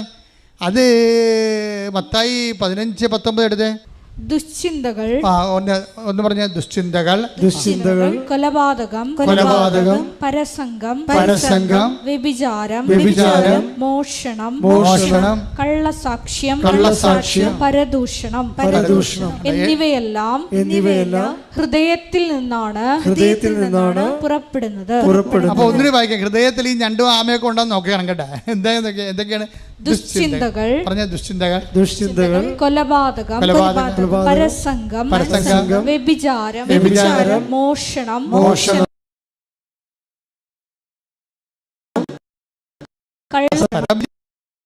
മിണ്ടാതിരിക്കാന്നല്ല കേട്ടാ. ഇപ്പം കിണറ്റിൻ്റെ വെള്ളമില്ല, ജപ്പാൻ വെള്ളമായത് കാരണം എല്ലാ അടുക്കളയിൽ വെള്ളം കിട്ടണതുകൊണ്ട് വലിയ പരദൂഷണം ഇല്ല. എന്നാലും അടുക്കള പരദൂഷണം കാണും ചിലപ്പോൾ. അത് ശ്രദ്ധിക്കണം ഉടമ്പിലിരിക്കുന്ന ആൾക്കാരെ. ഇപ്പോൾ നമ്മൾ പുറത്ത് ഔട്ട്ഗോയിങ് മിനിസ്ട്രി ഇല്ലെന്നേ ഉള്ളൂ, പക്ഷേ ഇന്ത്യയിലെ മിനിസ്ട്രി നമുക്കുണ്ട്. അകത്ത് അടുക്കള പരദൂഷണമുണ്ട്. ആ കിണറ്റിൻ്റെ കരയിൽ നിന്ന് ജപ്പാൻ വെള്ളം വന്നപ്പോൾ പരദൂഷണം അടുക്കളയിൽ കരയെന്ന് മാത്രമേ ഉള്ളൂ. നമ്മൾ മാറിയിട്ടില്ലല്ലോ. നിങ്ങൾക്കിതിനകത്ത് പങ്കുണ്ടാകരുത്. മനസ്സിലായി? ഇതിനകത്ത് ഉടമ്പടിക്കാർക്ക് കാര്യം ദൈവം നിങ്ങളിൽ ലാൻഡ് ചെയ്യേണ്ട സമയമാണ് ഉടമ്പടി. അപ്പോഴേ ദൈവകൃപ ആത്മാവിൻ്റെ 7 ഭയങ്ങൾ വരുന്ന മുമ്പ് 7 പിശാചുക്കളെ പുറത്താക്കണം. അതുകൊണ്ടാണ് കർത്താവ് പറഞ്ഞത് ഇവളിൽ നിന്നാണ് 7 take the bed of gold. മർക്കോസ് 16:9. മർക്കോസ് 16:9. ഇവളിൽ നിന്നാണ് അവൻ 7 പിശാചുക്കളെ പുറത്താക്കിയത്. അപ്പോൾ പാപിനിയായ സ്ത്രീയെക്കുറിച്ച് പറയുന്ന ഭാഗമാ. അവിടെ എന്താ പറയുന്നത്? ഇവളിൽ നിന്നാണ് 7 പിശാചുക്കളെ പുറത്താക്കിയത്. പരിശുദ്ധാത്മാവിൻ്റെ 7 ഫലങ്ങൾ വരുമ്പോൾ പിശാചുക്കൾ 7 അവിടെ ഉണ്ടാവും. ചിലപ്പോൾ പരദൂഷണം, അല്ലേ, പക, ആഭിചാരം, വ്യഭിചാരം, ഇങ്ങനെയുള്ള 7 സംഭവങ്ങൾ ഉണ്ടെങ്കിൽ ഉടമ്പടിയുടെ കാലഘട്ടത്തിൽ പ്രത്യേകിച്ച് ഇവയെ പുറത്താക്കി നമ്മൾ ടാർഗറ്റ് ചെയ്യണം. ലോകത്ത് ഒത്തിരി വിഷയങ്ങളൊക്കെ ആൾക്കാർ സംസാരിക്കുകയും ചെയ്യും. നിങ്ങളുടെ കൂട്ടത്തിൽ കർത്താവ് പറഞ്ഞത് എന്താണെന്നറിയോ? നിങ്ങളുടെ ശത്രു നിങ്ങളുടെ വീട്ടിൽ തന്നെ ഇരിക്കുമെന്ന്. Take the bed of God. ശ്രുതിക്കട്ടെ ഹല്ലേലൂയ, ഹല്ലേലൂയ, ഹല്ലേലൂയ, ഹല്ലേലൂയ, ഹല്ലേലൂയ. യേശുവേ നന്ദി. ഹല്ലേലൂയ, ഹല്ലേലൂയ, ഹല്ലേലൂയ, ഹല്ലേലൂയ, ഹല്ലേലൂയ, ഹല്ലേലൂയ. മത്തായി 10:36. മത്തായി 10:36. സ്വന്തം കുടുംബത്തിൽപ്പെട്ടവർ തന്നെയായിരിക്കും. എന്ന് പറഞ്ഞ സ്വന്തം കുടുംബത്തിൽപ്പെട്ടവർ തന്നെയായിരിക്കും ഒരുവന്റെ ശത്രുക്കൾ. ആത്മീയ ശത്രുക്കളെ കുറിച്ച് പറഞ്ഞാണല്ല, നിങ്ങളുടെ അതിരുമാന്തര ശത്രുക്കളല്ല, ആത്മീയ ശത്രുക്കൾ. നമ്മളിൽ നിന്ന് യേശുക്രിസ്തുവിൻ്റെ ചൈതന്യം എടുത്തു കളയുന്ന ശത്രുക്കൾ എവിടെയായിരിക്കും? നിങ്ങളുടെ കുടുംബത്തിൽ തന്നെ ആയിരിക്കുമെന്ന്. നിങ്ങളുടെ രക്തബന്ധത്തിലും ഒക്കെ ഉള്ള ആൾക്കാരുണ്ടാവും. നിങ്ങൾ വർഷത്തിലോ അവരുടെ നിങ്ങൾ പങ്കുചേരാകുമ്പോൾ പറയും, ഓ ഇവളിപ്പോൾ വേദം കൂടിയെന്നാണ് തോന്നുന്നത്, ഇവളിപ്പോൾ പുണ്യാളത്തിയായി, എന്നാൽ ഒരു രൂപക്കൂട് പണിയട്ടെ എന്ന് ചോദിക്കും. അതാ സംഭവം. നമ്മളോട് മുഖത്ത് നോക്കി, ഓ ഇനിയിപ്പോൾ രൂപക്കൂട് പണിയേണ്ടി വരും. അപ്പോൾ നീയല്ലേ പ്രാർത്ഥനക്കാരൻ, നീ പറ എന്നാൽ കേൾക്കാവില്ല. നമുക്ക് എന്തെങ്കിലും കൊണ്ട് കുടുക്കിലാക്കിയും പറയും, നീയല്ലേ ഇവിടുത്തെ പ്രാർത്ഥനക്കാരത്തി, നീ പറയുമെന്ന് പറയും. അപ്പോൾ അങ്ങനെയുള്ള പെരിച്ചാഴികളെ നിങ്ങൾ തിരിച്ചറിയണം. അതാണ് ഈശോ പറഞ്ഞത്. നിങ്ങൾ ആധ്യാത്മികമായിട്ട് തകർക്കണതോ അല്ലെങ്കിൽ നിങ്ങളെ ഒതുക്കണതോ ആയിട്ടുള്ള ശത്രുക്കളെ നിങ്ങളുടെ കുടുംബത്തിൽ തന്നെയായിരിക്കും, നമ്മുടെ ഓൺ ഫാമിലി തന്നെയായിരിക്കും. ചിലപ്പോൾ നമ്മുടെ അപ്പനായിരിക്കും, അമ്മയായിരിക്കും, ഭർത്താവായിരിക്കും, മക്കളായിരിക്കും, ഭാര്യയായിരിക്കും, ആരും ആയിക്കോട്ടെ. ആർക്കും ഏത് സമയത്തും ദൈവത്തെ അറിയാത്തത് കൊണ്ട് തെറ്റ് സംഭവിക്കാൻ സാധ്യതയുള്ളതാണ്. ദൈവത്തെ മനുഷ്യൻ്റെ തെറ്റുകൾ വചനം പറയണത് മനുഷ്യൻ്റെ തെറ്റുകളുടെ ഉറവിടം എന്താണ്? മത്തായിയുടെ 22:29 എടുത്തേ. യേശു മറുപടി പറഞ്ഞു, വിശുദ്ധ ലിഖിതങ്ങളോ ദൈവത്തിന്റെ ശക്തിയോ മനസ്സിലാക്കാത്തതിനാൽ നിങ്ങൾക്ക് തെറ്റുപറ്റിയിരിക്കുന്നു. അപ്പം അതായത് ഒന്ന്, ഇത് മനസ്സിലാക്കാത്ത ആൾക്കാർ, അതാണ് വിശുദ്ധ വചനമോ. വിശുദ്ധ വചനം മനസ്സിലാക്കണമെങ്കിൽ പിന്നെ എന്ത് ചെയ്യണം? ഒരു മനുഷ്യനെ വിശുദ്ധ വചനം മനസ്സിലാക്കണമെങ്കിൽ ഗ്രീക്ക് പഠിച്ചെന്ന് പറഞ്ഞിട്ട് കാര്യമില്ല, ഹെർമറ്റിക്സ് പഠിച്ചെന്ന് പറഞ്ഞിട്ട് കാര്യമില്ല. പിന്നെ എന്താ പഠിക്കേണ്ടത്? ദൈവത്തിൻ്റെ ശക്തി. വിശുദ്ധ വചനങ്ങൾ പഠിക്കേണ്ടത് ദൈവത്തിൻ്റെ ശക്തിയെക്കുറിച്ച് അറിയാവുന്നവരാണ് വിശുദ്ധ വചനങ്ങൾ പഠിച്ചു എന്ന് പറയണത്. അപ്പോൾ വിശുദ്ധ ലിഖിതങ്ങൾ എങ്ങനെ മനസ്സിലാക്കണം? വിശുദ്ധ ലിഖിതങ്ങളുടെ ഗ്രാമർ മനസ്സിലാക്കിയിട്ട് കാര്യമില്ല, അതിൻ്റെ ഭാഷയുടെ മൂലശാസ്ത്രം മനസ്സിലാക്കിയിട്ട് കാര്യമില്ല. വിശുദ്ധ ലിഖിതങ്ങൾ മനസ്സിലാക്കുന്നത് ദൈവത്തിൻ്റെ ശക്തി മനസ്സിലാക്കാൻ വേണ്ടിയാണ്. ദൈവത്തിൻ്റെ ശക്തിയുടേതാണ് അടയാളങ്ങൾ വരണത്. അപ്പം അടയാളങ്ങളെല്ലാം ദൈവത്തിൻ്റെ ശക്തിയുടെ പ്രകടനങ്ങളാണ്. വിശുദ്ധ ഗ്രന്ഥം അറിയുന്നത് ദൈവത്തിൻ്റെ ശക്തി അറിയാൻ വേണ്ടിയാണ്. ബൈബിളിൽ എല്ലായിടത്തും ശക്തി എന്നാണ് പറയണത്. ക്രിസ്തുവായാലും പിതാവായ ദൈവമായാലും പരിശുദ്ധാത്മാവായാലും എല്ലാം ശക്തിയുടെ സത്താവിശേഷങ്ങളാണ്. സാരൂപ്യത്തിൽ അവരൊരു വ്യക്തിയാണ്, സത്തയിൽ അവരൊരു ശക്തിയാണ് ശരിക്കും.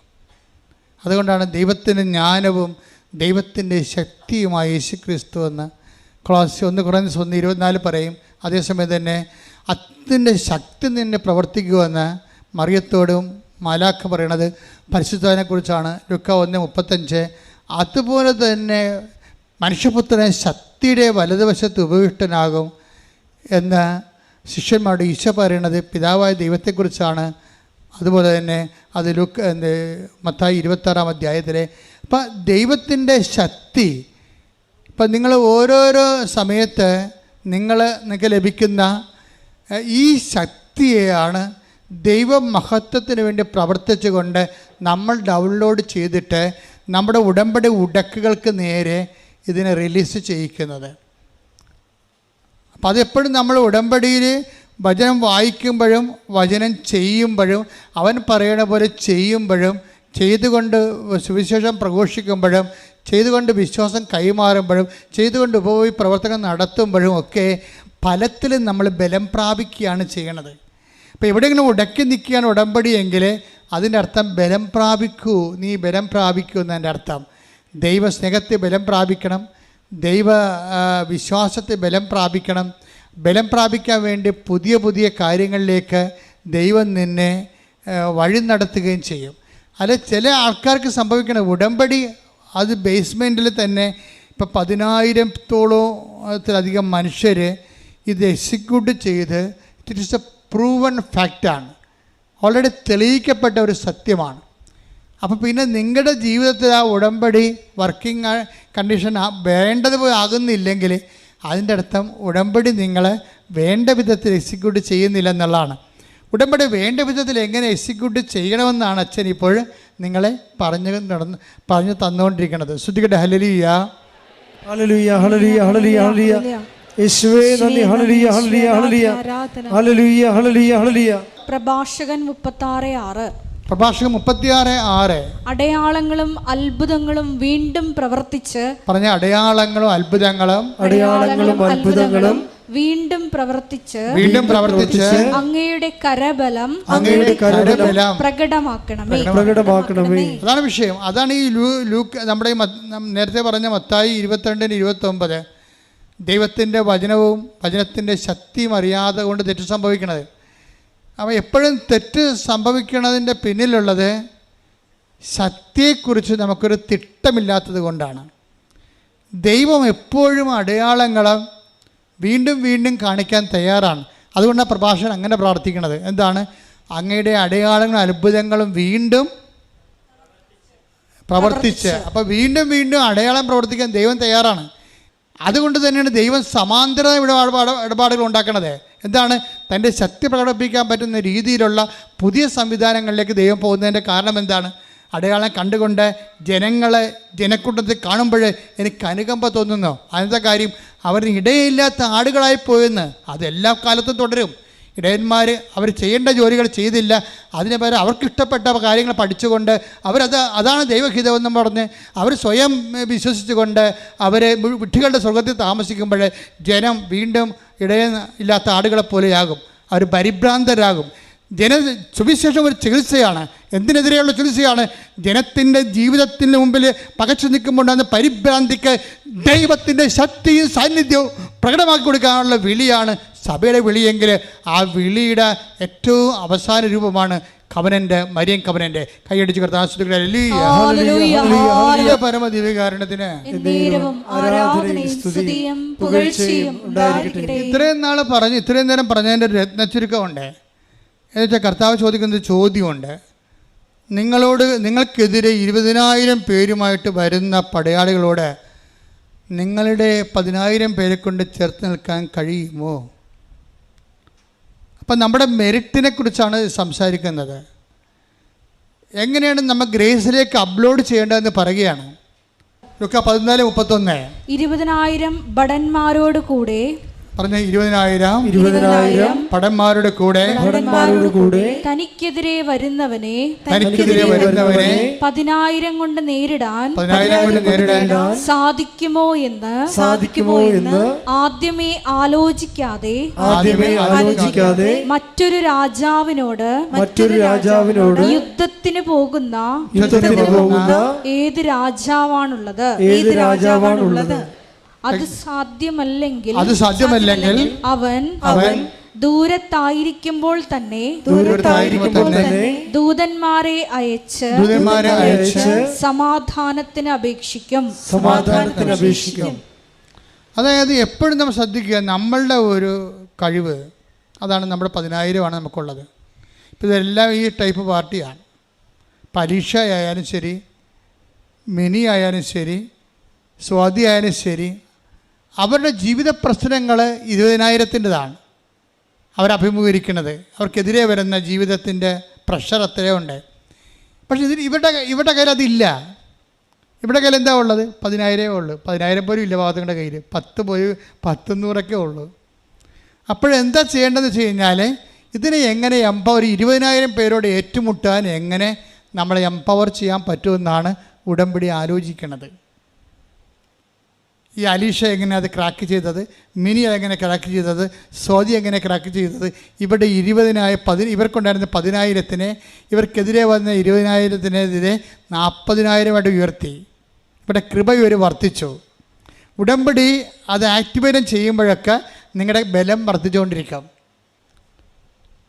നിങ്ങളുടെ വിശ്വാസത്തിൻ്റെ ബലം, ദൈവസ്നേഹത്തിൻ്റെ ബലമൊക്കെ വർദ്ധിച്ചുകൊണ്ടിരിക്കും. ഈ ബലം വർദ്ധിക്കുന്ന അനുസരിച്ചുകൊണ്ട്, ഈ ബലം വർദ്ധിച്ചു കഴിയുമ്പോൾ സ്വാഭാവികമായിട്ട് നിങ്ങൾക്ക് പകരം, എപ്പോഴും ദൈവം പറയും, നിങ്ങൾക്ക് പകരം ഞാൻ എൻ്റെ ദൂതനയക്കും. നിങ്ങൾ എപ്പോഴും നമുക്ക് പകരം ദൈവം നമ്മുടെ ഈ കളത്തിൽ ഇറങ്ങുന്ന ഒരു സമയമുണ്ട്. അത് നമുക്ക് പകരമായിട്ട് ഇറങ്ങുന്നതാണ്. ഉടമ്പടിയിൽ എപ്പോഴും പറയും, ഞാൻ ചെല്ലുമ്പോൾ ഞാൻ അമ്മയോട് പറഞ്ഞു, അമ്മേ നീ ഇവിടെ എങ്ങാനും ഉണ്ടെങ്കിൽ എന്നോട് സംസാരിക്കുന്ന ആൾ നീല ഷർട്ട് ധരിച്ചിരിക്കണം, അല്ലെങ്കിൽ നീല ബ്ലൗസ് ഇട്ടിരിക്കണം. അപ്പോൾ എനിക്ക് മനസ്സിലാകും നീ ഇവിടെ ഉണ്ടെന്ന്. ഇങ്ങനെയാണ് ആൾക്കാർ കമ്മ്യൂണിക്കേറ്റ് ചെയ്യണത്. ഇങ്ങനെ അപ്പോൾ മാതാവ് അവിടെ പറയും, എൻ്റെ സാന്നിധ്യം നിനക്ക് അവിടെ അറിയാൻ പറ്റും, ബ്ലൂ കളർ നീ കാണും, നിന്നോട് സംസാരിക്കുന്നു. അതുപോലെ അച്ചിട്ട പോലെ തന്നെ ആദ്യമായിട്ട് ആ സ്ഥലത്ത് ലാൻഡ് ചെയ്യാണ്. ഇവിടെ ഇൻട്രാക്ട് ചെയ്യേണ്ട ആൾ ബ്ലൂ ഗാർമെൻറ്റ്സിൽ ഇരിക്കണ കാണാം. അപ്പം തന്നെ മനസ്സിലാകും. ഉടനെ അവൾ ഉപ്പിടും. ഉടനെ അവൾ ഉപ്പിടും, വിശ്വാസപ്രമാണം ചെല്ലും. എന്താ കാര്യം? ഉപ്പെന്ന് പറയുമ്പോൾ എന്താണ്? അത് ലേവ്യയുടെ പുസ്തകത്തിലുള്ളതാണ്. കർത്താവാണ് എൻ്റെ അവകാശമെന്ന്. എനിക്ക് ഇവിടെ അവകാശമില്ല. എനിക്ക് എന്തെങ്കിലും അവകാശം ഉണ്ടെങ്കിൽ എൻ്റെ കർത്താവ് തരുന്നതാണ്. ചില ആൾക്കാർക്ക് ഒരു 50% പേർക്ക് ഉടമ്പടി ലാഗ് ചെയ്യുന്നുണ്ട്, ഒച്ചയണവർ ഇഴയുന്നുണ്ട്. അതിൻ്റെ കാരണം എന്താണെന്ന് വെച്ച് കഴിഞ്ഞാൽ, നിങ്ങളുടെ ആഫ്റ്റർ ലൈഫ് ദൈവത്തിന് നല്ലവണ്ണം അറിയാം. അനന്തര ജീവിതം, ഉടമ്പടി അനന്തര ജീവിതം ഉണ്ടല്ലോ. കാര്യങ്ങൾ കണ്ടു കഴിയുമ്പോൾ പിന്നെ നിങ്ങൾ പള്ളിയില്ല, പട്ടക്കാരനില്ല, വചനം വായനയില്ല. അതാണ് ഉടമ്പടി അനന്തര ജീവിതം. ഈ ദൈവത്തിന് വരാൻ പോകുന്ന സംഭവങ്ങൾ അറിയാമല്ലോ. പരിശുദ്ധാത്മാവിനെ കുറിച്ച് ഈശോ പറയുമ്പോൾ വരാൻ പോകുന്ന കാര്യങ്ങൾ അവൻ പറയുന്നതാണ്. 16:14 അവൻ സ്വമേധയാ ആയിരിക്കില്ല സംസാരിക്കുന്നത്. പരിശുദ്ധാത്മാവിനെ കുറിച്ചാണ് പറയണത്. പറഞ്ഞ അവൻ സ്വമേധയാ ആയിരിക്കില്ല സംസാരിക്കുന്നത്. അവൻ കേൾക്കുന്നത് മാത്രം സംസാരിക്കും. വരാനിരിക്കുന്ന കാര്യങ്ങൾ അവൻ നിങ്ങളെ അറിയിക്കും. അപ്പൊ പിതാവിൻ്റെയും പുത്രൻ്റെയും മനസ്സിലുള്ള സംഭവങ്ങളാണ് വരാനിരിക്കുന്ന കാര്യങ്ങൾ. നമ്മുടെ ഭാവി നമ്മളോട് കമ്മ്യൂണിക്കേറ്റ് ചെയ്യുന്ന ആളാണ് പരിശുദ്ധാത്മാവ്. നമ്മൾ വരാനിരിക്കുന്ന കാര്യങ്ങൾ പിതാവിനറിയാം. അതുകൊണ്ടാണ് ഈശോ പറഞ്ഞത് അത് പിതാവിന് മാത്രമേ അറിയത്തുള്ളൂ. പരിശുദ്ധാത്മാവ് വന്നു കഴിയുമ്പോൾ ഈ വരാനിരിക്കുന്ന കാര്യങ്ങൾ നമ്മൾക്കും അറിയാൻ പറ്റും. അതുകൊണ്ടാണ് ചിലർക്ക് ചില കാര്യങ്ങൾ മുൻകൂട്ടി വിവേചിക്കാൻ കഴിയുന്നതിൻ്റെ കാരണം അതാണ്. അപ്പം അതുകൊണ്ട് വരാനിരിക്കുന്ന കാര്യങ്ങൾ അവൻ നിങ്ങളോട് പറയും. അപ്പോൾ ദൈവത്തിനെ സംബന്ധിച്ചിടത്തോളം നിങ്ങൾ ഉടമ്പടി ഇവിടെ എടുക്കുമ്പോൾ തന്നെ വരാനിരിക്കുന്ന കാര്യങ്ങൾ പറയും. എന്താ കാര്യം? ഇവൾ കാനഡയിൽ പോയി കഴിഞ്ഞാൽ പിന്നെ പള്ളിയുമില്ല, പട്ടക്കാരനുമില്ല. കണ്ട ഏതെങ്കിലും നാട്ടുകാരനെ ഇവിടുന്ന് അവിടെ PR ഉള്ളവനെ അടിച്ചെടുത്ത് കല്യാണം കഴിക്കാൻ പറ്റുമോ എന്നായിരിക്കും ഇവൾ ചിന്തിക്കണത്. തീർന്നില്ല പരിപാടി. അവിടെ വെച്ച് തന്നെ എൻ്റെ കാര്യത്തിൽ തീരുമാനമായി. നീ ഇവിടെ ചവിട്ടുമ്പോൾ തന്നെ മാതാവ് പറയും, ഓടരുതമ്മാവ, ആളറിയാം. എന്താ പറയണത്? നീ ഉദ്ദേശിക്കുന്നത് എന്താ? നീ ഇവിടെ നേരെ കണ്ട കാനഡയിൽ പോയി എത്തുക, അവിടുന്ന് ശേഷം അവിടെ PR ഉള്ളിടത്ത് കല്യാണം കഴിക്കുക, അവിടെ തന്നെ പ്രസവിക്കുക, അവിടുത്തെ കുഞ്ഞിന് അവിടുത്തെ പൗരത്വം മേടിക്കുക. ഇങ്ങനെയുള്ള അഭ്യാസം മാത്രമേ ഉള്ളൂ. അതിനും ദൈവത്തെ എങ്ങനെ ദുർവിനിയോഗിക്കാൻ പറ്റുമെന്ന് ചിന്തിച്ചുകൊണ്ടാണ് നീ കൃപാസനത്തിൽ വരണത്. വരാനിരിക്കുന്ന കാര്യങ്ങൾ അവൻ നിന്നോട് പറയും. അതാ വിഷയം. ഇത് ദൈവത്തിന് നേരത്തെ അറിയാവുന്ന കാരണം ഈ പണ്ടാരത്തിന് എന്തുകൊണ്ട് അനുഗ്രഹിച്ചിട്ട് എന്താ കാര്യമെന്ന് വിചാരിക്കും. എന്താ കാര്യം? അവരുടെ വയറ് മാത്രമേ ഉള്ളൂ, അവരുടെ ജീവിതം മാത്രമേ ഉള്ളൂ, ദൈവം പ്രാധാന്യമില്ല. അതുകൊണ്ട് ഇവിടെ വിദേശത്ത് പോകാൻ വേണ്ടി വന്ന് നിൽക്കുന്നവരോടെല്ലാം ഞാൻ പറയും, കുർബാന മുടക്കരുത്, കുടുംബപ്രാർത്ഥന മുടക്കരുത്. എനിക്ക് ഈ അപ്പനും അമ്മയും കുഞ്ഞുങ്ങളും എല്ലാം കൂടി വരുമ്പോൾ എനിക്ക് ഭയങ്കര ഇഷ്ടമാണ്. എന്തൊക്കെ അവരെല്ലാവരെയും ബ്ലെസ് ചെയ്തിട്ട് ഒരുമിച്ച് നമുക്ക് പ്രധാനമല്ല, ഒരുമിച്ച് ഞാൻ അവരെ ഉപദേശിക്കും. ഒരു സിംഗിളായിട്ടൊരു പേഴ്സൺ വന്നതിനേക്കാൾ കൂടി ഒരു കുടുംബമായിട്ടൊരു പേഴ്സൺ വരുമ്പോൾ അംഗീകരിക്കും. കാര്യം പക്ഷേ കുടുംബമായിട്ട് വരുമ്പോൾ അവർക്ക് കുടുംബമായിട്ട് ബന്ധമുള്ളവരായിരിക്കണം, ഉടമ്പടിയുമായിട്ട് ബന്ധമുള്ളവരായിരിക്കണം. ഉടമ്പടി ഇല്ലാത്ത ബന്ധമില്ലാത്ത ഭാര്യ ഉടമ്പടി എടുത്ത് പ്രാർത്ഥിച്ചിട്ട് ഭർത്താവ് അപ്പുറത്ത് വെള്ളം അടിച്ചുകൊണ്ടിരുന്നിട്ട് അച്ഛനെ കാണാൻ ഡേറ്റ് ആകുമ്പോൾ പുള്ളിക്കാരൻ കെട്ടിയെടുത്ത് വന്നാൽ ഞങ്ങൾക്കറിയാൻ പറ്റും. മാറിക്കണമെന്ന് പറയും ഞാൻ.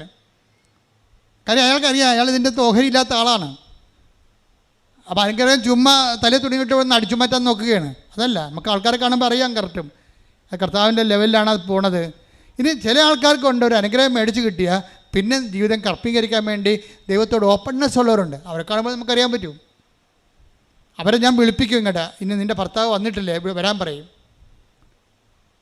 അപ്പോൾ അവരോട് അവിടെ തലയൊക്കെ ഒഴിക്കുമ്പോൾ പറയും, നിൻ്റെ ഭർത്താവ് വന്നിട്ടുണ്ടല്ലോ, നിൻ്റെ കൊച്ചു വന്നിട്ടുണ്ടല്ലോ, വരാൻ പറയും. അവർക്കിതോട് ബന്ധമില്ല. പക്ഷെ അവർ വരുമ്പോൾ ഭയങ്കര ആഹ്ലാദത്തോടെ അവർ വരണത്. അപ്പോൾ അവരതോടുകൂടി തീരുമാനിക്കുകയാണ്, ഇനി ഞങ്ങൾക്ക് കർത്താവിന് വേണ്ടി ജീവിക്കുമെന്നും പറഞ്ഞുകൊണ്ട്.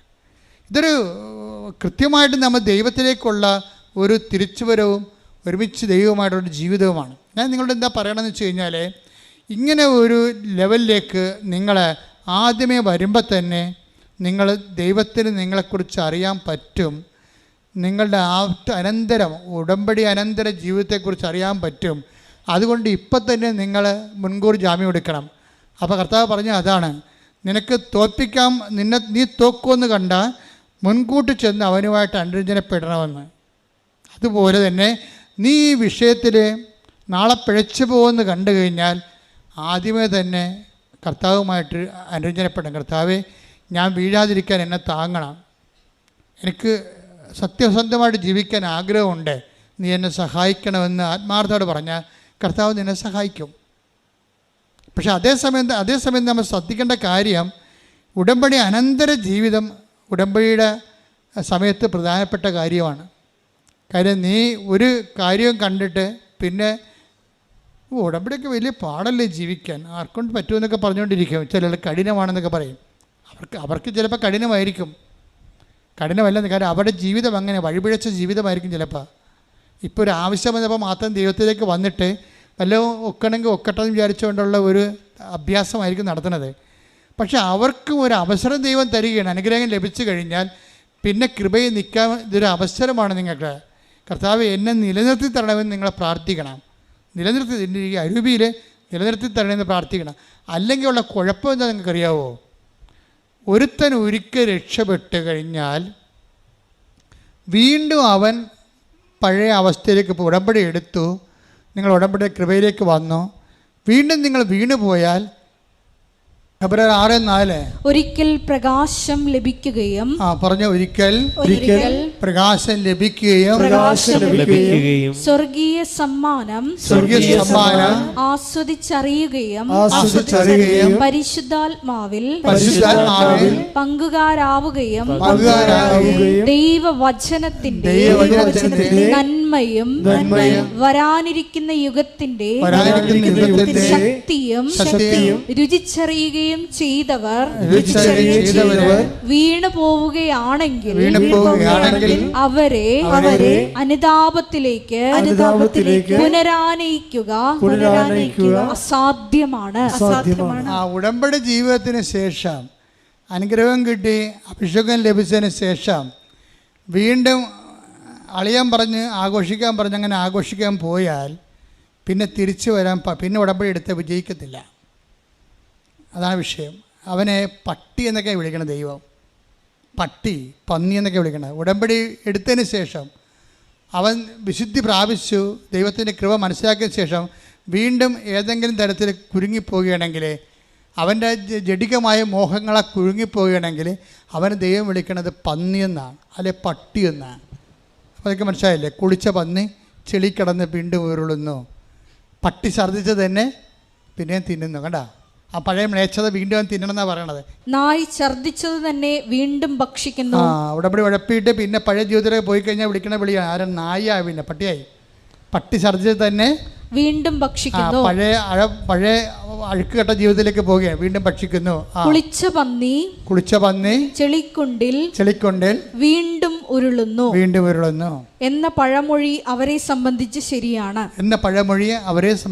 ശരിയാണ്. ഇപ്പം മനസ്സിലായില്ലേ? ഒറ്റടക്ക് പോകത്തില്ലെന്ന് മനസ്സിലായില്ലേ? ഇപ്പം നമ്മൾ എപ്പോഴും ഓർത്തേക്കണം, ഇതൊരു ദൈവമായിട്ട് ഇടപെടുന്നത്. ദൈവത്തിന് മരണമില്ലാത്ത കാരണം ഇത് ജീവിതം. ഇപ്പം ഞാൻ ഇന്നലെ അയർലൻഡിൽ നിന്ന് ഒരു അച്ഛൻ വന്നു, എന്നെ അയർലൻഡ് ധ്യാനിപ്പിക്കാൻ കൊണ്ടുപോയ അച്ഛനാണ്. അപ്പോൾ അദ്ദേഹം ചങ്ങനാശ്ശേരിക്കാരനാണ്. അദ്ദേഹം ഇവിടെ വന്നപ്പോൾ എന്നെ കാണാൻ വന്നപ്പോൾ അദ്ദേഹം എന്നോട് എന്ത് സന്തോഷവും സ്നേഹമാണ്. എന്താ പറഞ്ഞാൽ, എൻ്റെ അച്ഛാ, കഴിഞ്ഞ കൊല്ലം അയർലൻഡിൽ നടത്തിയ ഉടമ്പടിയുടെ ആൾക്കാർ, ഉടമ്പടി ധ്യാനമാണ് അവിടെ നടത്തിയത്, അവർ ഇന്നും നമ്മുടെ എല്ലാ പള്ളികളിലും നിറഞ്ഞു നിൽക്കുകയാണ്. അവരെല്ലാവരും ഇന്ന് കുമ്പസാരിക്കുന്നുണ്ട്, എല്ലാവരും ഇന്ന് കുർബാന സ്വീകരിക്കുന്നുണ്ട്. അവരാരൂപി വിട്ടു പോകണില്ലെന്ന്. എന്തൊരു രസമാണ് കേൾക്കാൻ. ഒരു ഫോളോ അപ്പുമില്ല, ആരും അവിടെ ചെല്ലണില്ല. ഉടമ്പടി അതിൽ തന്നെ സെൽഫായിട്ട് തന്നെ നിങ്ങൾ നിലനിർത്തും. കാര്യം ഉടമ്പടിയിൽ അരൂപി അഭിഷേകം കിട്ടിക്കഴിഞ്ഞാൽ വേറെ അരൂപി നിങ്ങളില്ലെങ്കിൽ അതവിടെ തന്നെ വസിക്കും. അതാണ് പ്രശ്നം. പക്ഷേ ഉണ്ടെങ്കിൽ, വേറെ അരൂപി ഉണ്ടെങ്കിൽ, നീ ഒരു സമാധാനം ആശംസിച്ച് കഴിഞ്ഞാൽ, നീ ഒരു സ്നേഹം ആശംസിച്ച് കഴിഞ്ഞാൽ, നീ ഒരു വിശ്വാസം ആശംസിച്ച് കഴിഞ്ഞാൽ, അതിനോട് സഹകരിക്കാനുള്ള അരൂപി അവിടെ ഇല്ലെങ്കിൽ ഇത് റിട്ടേൺ അടിക്കും. അനുഗ്രഹത്തിൻ്റെയൊക്കെ ഒരു പ്രശ്നം അതാണ്. നീ ഏത് ഭവനത്തിൽ ഇട്ടേക്കപ്പെടുമ്പോൾ 10:12 നിങ്ങൾ ആ ഭവനത്തിൽ പ്രവേശിക്കുമ്പോൾ അതിന് സമാധാനം ആശംസിക്കണം. സമാധാനം പരിശുദ്ധാത്മാവിന്റെ ഫലമാണ് സമാധാനം. ആ ഭവനം അർഹതയുള്ളതാണെങ്കിൽ, പരിശുദ്ധാത്മാവിന് അർഹതയുള്ളതാണെങ്കിൽ നിങ്ങളുടെ സമാധാനം അതിൽ വസിക്കട്ടെ. അർഹതയില്ലാത്ത വേറെ അരൂപി ഉണ്ടല്ലോ, വേറെ അരൂപി. സായിപ്പ് വരുമ്പോൾ കവാത്ത് മറക്കത്തില്ലേ? നോട്ട് ഇട്ടിപ്പിക്കാം, അല്ലെങ്കിൽ അവിടെ കൊണ്ടുപോകാം, ഇവിടെ കൊണ്ടുപോകാം ഇതൊക്കെ പറഞ്ഞു വരുമ്പോൾ, അല്ലെങ്കിൽ വേറെ ഭാര്യ ജീവിച്ചിരിക്കുമ്പോൾ തന്നെ വേറെ ഒരു കുറച്ചുകൂടി ഇങ്ങനെ ഭംഗിയുള്ള പെണ്ണ് കാണുമ്പോൾ ഇവൻ ഇങ്ങനെ ഒലിപ്പിച്ചോണ്ട് നോക്കിക്കഴിഞ്ഞാൽ തന്നെ അരുവി വേറെയാണെന്ന് മനസ്സിലായില്ലേ? അത് ഭർത്താവിന് മാത്രമല്ല, ഭാര്യയ്ക്കും ബാധകമാണ്. നിൻ്റെ ശരീരത്തിന് എതിരായിട്ടുള്ളൊരു പാപം നിൻ്റെ കയ്യിൽ നിന്ന് വന്നാൽ അരുവി ചേഞ്ച് ചെയ്യുന്ന അർത്ഥം. ജഡാരൂപിയിലായി നീ പ്രവർത്തിക്കണത്. ഈ ജഡാരൂപി വന്നു കഴിഞ്ഞാൽ എന്ത് ചെയ്യും? പിന്നെ അവിടെ എന്ത് ചെയ്യും? റിട്ടേൺ ചെയ്യും, തിരിച്ചു പോരും. പരിശുദ്ധാത്മാവ് തിരിച്ചു പോരും. അതാണ് അതിൻ്റെ അരൂപി അവിടെ ഉണ്ടെങ്കിൽ അതവിടെ നിലനിൽക്കും. അപ്പോൾ ഈ ദൈവകൃപയിൽ നിലനിൽക്കുകയാണെങ്കിൽ നീ ഉടമ്പടി ഐശ്വര്യങ്ങൾ ഇങ്ങനെ തുടർന്നു കൊണ്ടേയിരിക്കും. നീ ദൈവകൃപയിൽ നിന്ന് വ്യതിലിച്ച് വാങ്ങിയ സാധനം ടിട്ടടിക്കാം. ടിട്ടടിച്ചാൽ എന്ത് ചെയ്യും? പ്രൊട്ടക്ഷൻ പോകും. പക്ഷെ അങ്ങനെ ഈ പ്രൊട്ടക്ഷൻ പോകുന്നതുകൊണ്ട് ഇത് അവസാനിക്കത്തില്ല. വൺസ് ദൈവം ഇറങ്ങിപ്പോന്നു കഴിഞ്ഞാലുള്ള കുഴപ്പം എന്താ? ദൈവം ഇറങ്ങിപ്പോന്നു കഴിഞ്ഞാൽ, ഒരു ജീവിതത്തിൽ നിന്ന് ദൈവം ഇറങ്ങിപ്പോയാൽ പിന്നെ അതിനേക്കാൾ ദൈവം ഇറങ്ങി, നമുക്കറിയാം, ഭർത്താവ് ഇരിക്കേണ്ട സ്ഥലത്ത് ഭർത്താവ് ഇരുന്നില്ലെങ്കിൽ പട്ടി കയറിയിരിക്കുമെന്ന് പറഞ്ഞ പോലെ ദൈവം ഇരിക്കേണ്ട സ്ഥലത്ത് നിന്ന് ദൈവം ഇറങ്ങിപ്പോന്നാൽ പിന്നെ ആര് കയറിയിരിക്കും? പിശാച് കയറിയിരിക്കും. ക്രിസ്തു നിങ്ങളിലേക്ക് ഉണ്ടെങ്കിൽ ഈ സാധനം ഇറങ്ങി മാറി നിൽക്കും. നമുക്ക് ക്രിസ്തുവിൻ്റെ അരൂപിയോട് നമ്മൾ സഹകരിക്കുകയാണെങ്കിൽ ക്രിസ്തുവിൻ്റെ അരൂപി നിലനിന്ന് പോകും. അല്ല, നമ്മൾ സഹകരിക്കാതെ പണം കണ്ടപ്പോൾ കുറച്ചുകൂടി പണം ഉണ്ടാക്കാൻ വേണ്ടി ഏതെങ്കിലും വിസ തട്ടിപ്പൊക്കെ നടത്തി ഏജൻസി കളിച്ച് അവൻ്റെ പണം പിടുങ്ങി അവൻ സമ്പത്തിൻ്റെ പിശാചിനെ നീ വലിച്ചു കയറ്റി കഴിഞ്ഞാൽ ടക്ക് നീ സാധനം അടിച്ചു മാറ്റും. അപ്പോഴത്തെ അരി മാറും. വളരെ ശ്രദ്ധിച്ച് വേണം. ദൈവത്തെ കൊണ്ട് ജീവിക്കണമെങ്കിൽ ദൈവത്തെ കൊണ്ട് തന്നെ ജീവിക്കണം. പിന്നെ പിശാചിനെ കൊണ്ട് ജീവിക്കാൻ ദൈവത്തെ കൊണ്ട് ജീവിക്കണം. പോരട്ടെ എന്നുള്ള ജഡത്തിൻ്റെ അരൂപികളുണ്ടല്ലോ, അതാണെങ്കിൽ സ്വാഭാവികമായിട്ട് അവൻ്റെ അന്ത്യസ്ഥിതി, ബൈബിൾ പറഞ്ഞതാണ്, അവൻ്റെ അന്ത്യസ്ഥിതി ആദ്യത്തിനേക്കാൾ മോശമായിരിക്കും എന്നാണ്. അപ്പോൾ തന്നെ ഈശോ എന്താ പറഞ്ഞിരിക്കുന്നത്? 10:12-43 ഒരു മനുഷ്യനെ വിട്ടുപോകുമ്പോൾ അത് ആശ്വാസം തേടി വരണ്ട സ്ഥലങ്ങളിലൂടെ അലഞ്ഞു നടക്കുന്നു, എന്നാൽ കണ്ടെത്തുന്നില്ല. അപ്പോൾ അത് പറയുന്നു, ഞാൻ ഇറങ്ങിപ്പോന്ന എന്റെ ഭവനത്തിലേക്ക് തിരിച്ചു ചെല്ലും. പഴയ കക്ഷികളൊക്കെ തിരിച്ചു വരാൻ സാധ്യതയുണ്ടെന്ന് മനസ്സിലായില്ലേ? ഉടമ്പടി കൊണ്ട് നിങ്ങൾ ഉടമ്പടി ജീവിച്ചതിനെ പ്രതിരോധിക്കുന്നില്ലെങ്കിൽ പഴയ കക്ഷികൾ, ഇറങ്ങിപ്പോകുന്ന കക്ഷികളൊക്കെ തിരിച്ചു വരും. എന്തൊക്കെയാണത്? ആദ്യം പറഞ്ഞ കക്ഷികൾ, ജഡത്തിൻ്റെ മോഹങ്ങൾ, ആഭിചാരം, വ്യഭിചാരം, ദുഷ്ടത, പരദൂഷണം, ഈ സാധനമൊക്കെ തിരിച്ചു വരും. ഇതൊക്കെ തിരിച്ചു വന്നിട്ടുണ്ടെങ്കിൽ മനസ്സിലാക്കുക, കർത്താവ് ഇറങ്ങിപ്പോന്നു കഴിഞ്ഞു. കർത്താവ് ഇരുന്ന ചെയർ മാത്രമേ ഉള്ളൂ, ഇപ്പം ചെയർ ഇരിക്കുന്നത് മറ്റേ കക്ഷിയാണെന്ന്. അതാണ് ഉടമ്പടി ലാഗ് ചെയ്യേണ്ടതിൻ്റെ കാരണം. ഇവിടെ അധ്യാത്മിക ജീവിതം നിങ്ങൾ വിചാരിക്കുന്ന പോലെ ഈസിയുമാണ്, അതേസമയം തന്നെ കുറച്ച് ശ്രദ്ധ വേണ്ട കാര്യങ്ങളും കൂടിയാണ്. അപ്പം നിങ്ങൾ പ്രാർത്ഥിക്കേണ്ടത് എന്താണ്? അവളുടെ പ്രാർത്ഥന, സ്വാതികൃഷ്ണയുടെ പ്രാർത്ഥന ഏറ്റവും നല്ല പ്രാർത്ഥന. കർത്താവേ, എനിക്ക് കാര്യം നടന്നാലും നടന്നില്ലെങ്കിലും നമ്മൾ തമ്മിലുള്ള ബന്ധം പോകരുത്. എന്തൊരു പ്രാർത്ഥനയാണ്! സ്വർഗം ത്രസിക്കുന്ന പ്രാർത്ഥനയാണ്. അതൊരു അക്രൈസ്തയുടെ വായിന്ന് വീഴെന്ന് പറയുമ്പോൾ ഉണ്ടാകുന്ന ഒരു അഭിഷേകം എന്താ?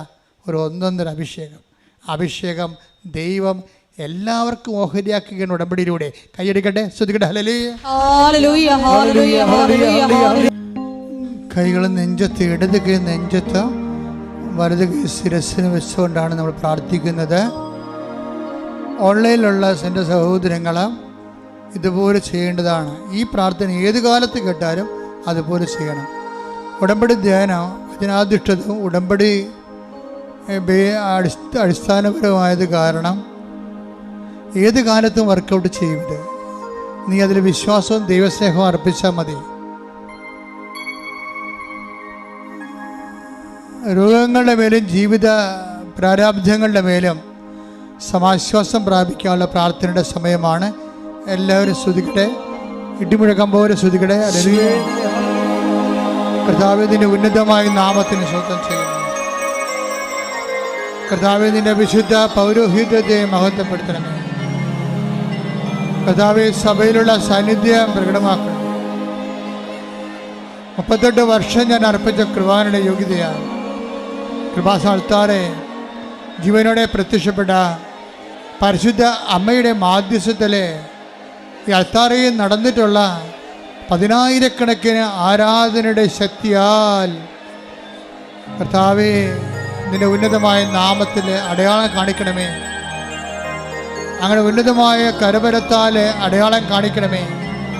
കർത്താവ്, ഓരോ മകൻ്റെ മേലും മകളുടെ മേലും അങ്ങ് തിരുമുറുപാർന്ന് വലതുകരം ആണിപ്രദാർന്ന് അത്ഭുതകരം വെക്കണമേ. അപ്പാ, അങ്ങിപ്പോൾ തന്നെ യേശുക്രിസ്തു നാമത്തിൽ അടയാളം കാണിക്കണമേ. അപ്പാ, അങ്ങിപ്പോൾ തന്നെ യേശുക്രിസ്തു നാമത്തിൽ അത്ഭുതങ്ങൾ വർഷിക്കണമേ. അപ്പാ, എല്ലാ മക്കളും, തളർന്നുപോയ മക്കള്, വാടിപ്പോയ മക്കള്, ആറിപ്പോയ മക്കള് എല്ലാം പരിശുദ്ധാത്മാവിൽ ശക്തിപ്പെടണമെന്ന് പ്രാർത്ഥിക്കുന്നപ്പാ. കർത്താവിൻ്റെ ശക്തി ഇടിമുഴക്കം പോലെ, അടുപ്പിട പോലെ ഓരോ മകൻ്റെ മേലും ഓരോ മകളുടെ മേലും പതിക്കട്ടെ. എല്ലാം ഉച്ചുമുതൽ ഉള്ളംകാൽ വരെ കർത്താവിൻ്റെ രക്തം പടരട്ടെ. ഉച്ചുമുതൽ ഉള്ളംകാൽ വരെ കർത്താവിൻ്റെ രക്തം പടരട്ടെ. എല്ലാ കോശങ്ങളിലും, എല്ലാ പേശികളിലും, എല്ലാ ആന്തരിക അവയവങ്ങളിലും കർത്താവിൻ്റെ രക്തം പടരട്ടെ. വാതരോഗങ്ങൾ, PCOD രോഗങ്ങൾ, പിസ്റ്റുല രോഗങ്ങൾ, തൈറോയ്ഡ് രോഗങ്ങൾ, പ്രോസ്റ്റേറ്റ് രോഗങ്ങൾ, ഗർഭാശയ രോഗങ്ങൾ, ആമാശയ രോഗങ്ങൾ, കരരോഗങ്ങൾ, കിഡ്നി രോഗങ്ങൾ, ക്യാൻസർ രോഗങ്ങൾ, എപ്പിലെപ്സി രോഗങ്ങൾ, ഓട്ടിസം രോഗങ്ങൾ യേശു ക്രിസ്തുവിൻ്റെ ഉന്നതമായ നാമത്തിൽ മാറിപ്പോകട്ടെ. ശ്രുതികട്ടെ,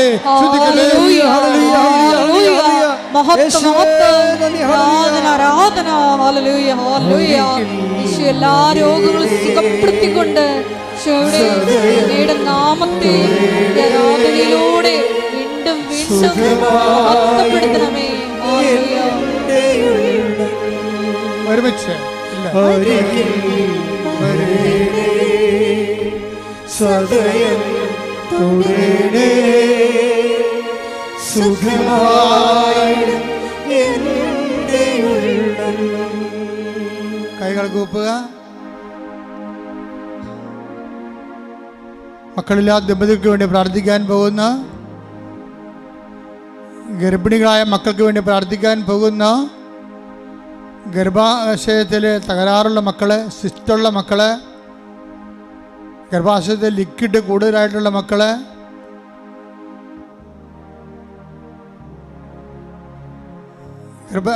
ഗർഭസംബന്ധമായ അരിഷ്ടതകളിലൂടെ പോകുന്നവരെ,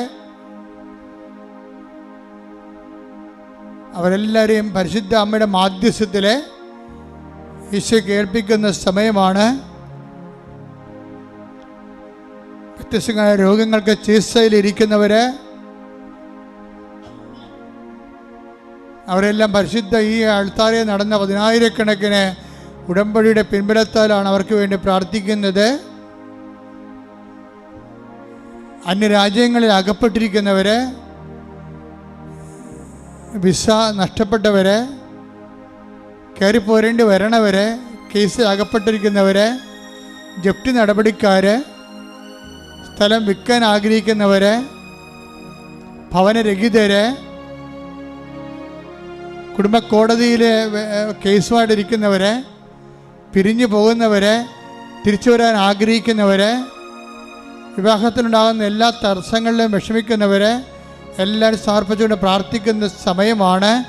കർത്താവേ, നിൻ്റെ തിരുമുറിവാർന്ന, നിൻ്റെ ആണിപ്പെടുതാർന്ന അത്ഭുതകരത്താൽ മക്കളെ സ്പർശിക്കണമേ. കർത്താവെ, കരുണ കാട്ടണമേ. നിൻ്റെ തിരുവിലാലും മുറിവിനെ ഓർത്ത് കരുണ കാട്ടണമേ. നിൻ്റെ മുൾക്കിടത്തിലെ ചോരപ്പാടുകളെ ഓർത്തുകൊണ്ട് കരുണ കാട്ടണമേ. നിൻ്റെ മരക്കുരിശിനെ ഓർത്തുകൊണ്ട് കരുണ കാട്ടണമേ. കർത്താവെ, ഞങ്ങളുടെ യോഗ്യത കൊണ്ട് കർത്താവെ, അങ്ങയുടെ യോഗ്യതയാൽ മാരക രോഗങ്ങൾ, തീരാവേദികൾ, ജീവിത ദുരിതങ്ങൾ യേശു ക്രിസ്തുവിന്റെ നാമത്തിൽ മാറിപ്പോകട്ടെ.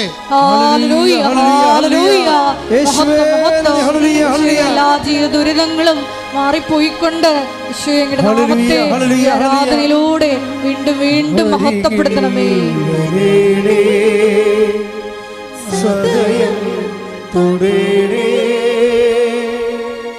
സുഖമായിടും എൻ്റെ ഉള്ളം അരികിൽ വരേണേ, സദയം തൊടേണേ, സുഖമായിടും എൻ്റെ ഉള്ളം. മുട്ടനിക്കുക. അച്ഛൻ വിട്ടുപോയ കാര്യങ്ങളെ അനുസ്മരിച്ചുകൊണ്ട് പ്രാർത്ഥിക്കേണ്ട മൗന പ്രാർത്ഥനയുടെ സമയമാണ്.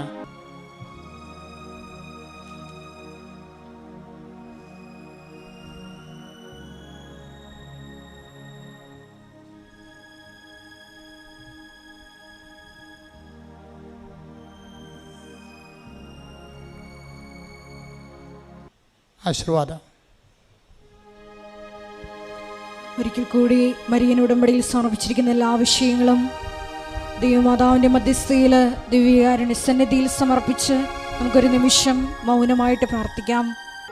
ഈശോയെ, ഞങ്ങൾക്ക് കിട്ടിയ ജീവിത അനുഭവങ്ങൾ, ജീവിത സാക്ഷ്യങ്ങൾ മറ്റുള്ളവരുമായി പങ്കുവെച്ചുകൊണ്ട് അന്ത്യം വരെയും വിശ്വസ്തതയിൽ നിലനിൽക്കുവാനുള്ള വലിയ കൃപ ഞങ്ങൾക്ക് നൽകണമേ എന്ന് പ്രാർത്ഥിക്കുന്നു.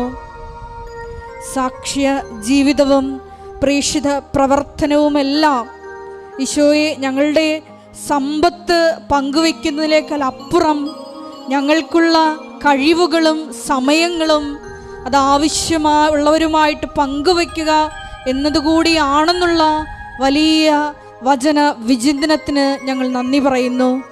ഈശോയെ, ഞങ്ങൾക്ക് കിട്ടിയ കൃപകളെല്ലാം ഈശോയെ, അത് ദൈവസ്നേഹത്തോടെ നിൻ്റെ നാമ മഹത്വത്തിനായി മറ്റുള്ളവർക്ക് കൂടി പങ്കുവെച്ചു കൊടുക്കുവാൻ ഈ ആരാധനയിലൂടെ ഞങ്ങളെ അഭിഷേകം ചെയ്യണമേ എന്ന് പ്രാർത്ഥിച്ചുകൊണ്ട് ശിരസ് നമിച്ച് നമുക്ക് ദിവ്യകാരുണ്യ നാഥൻ്റെ ആശീർവാദം സ്വീകരിക്കാം.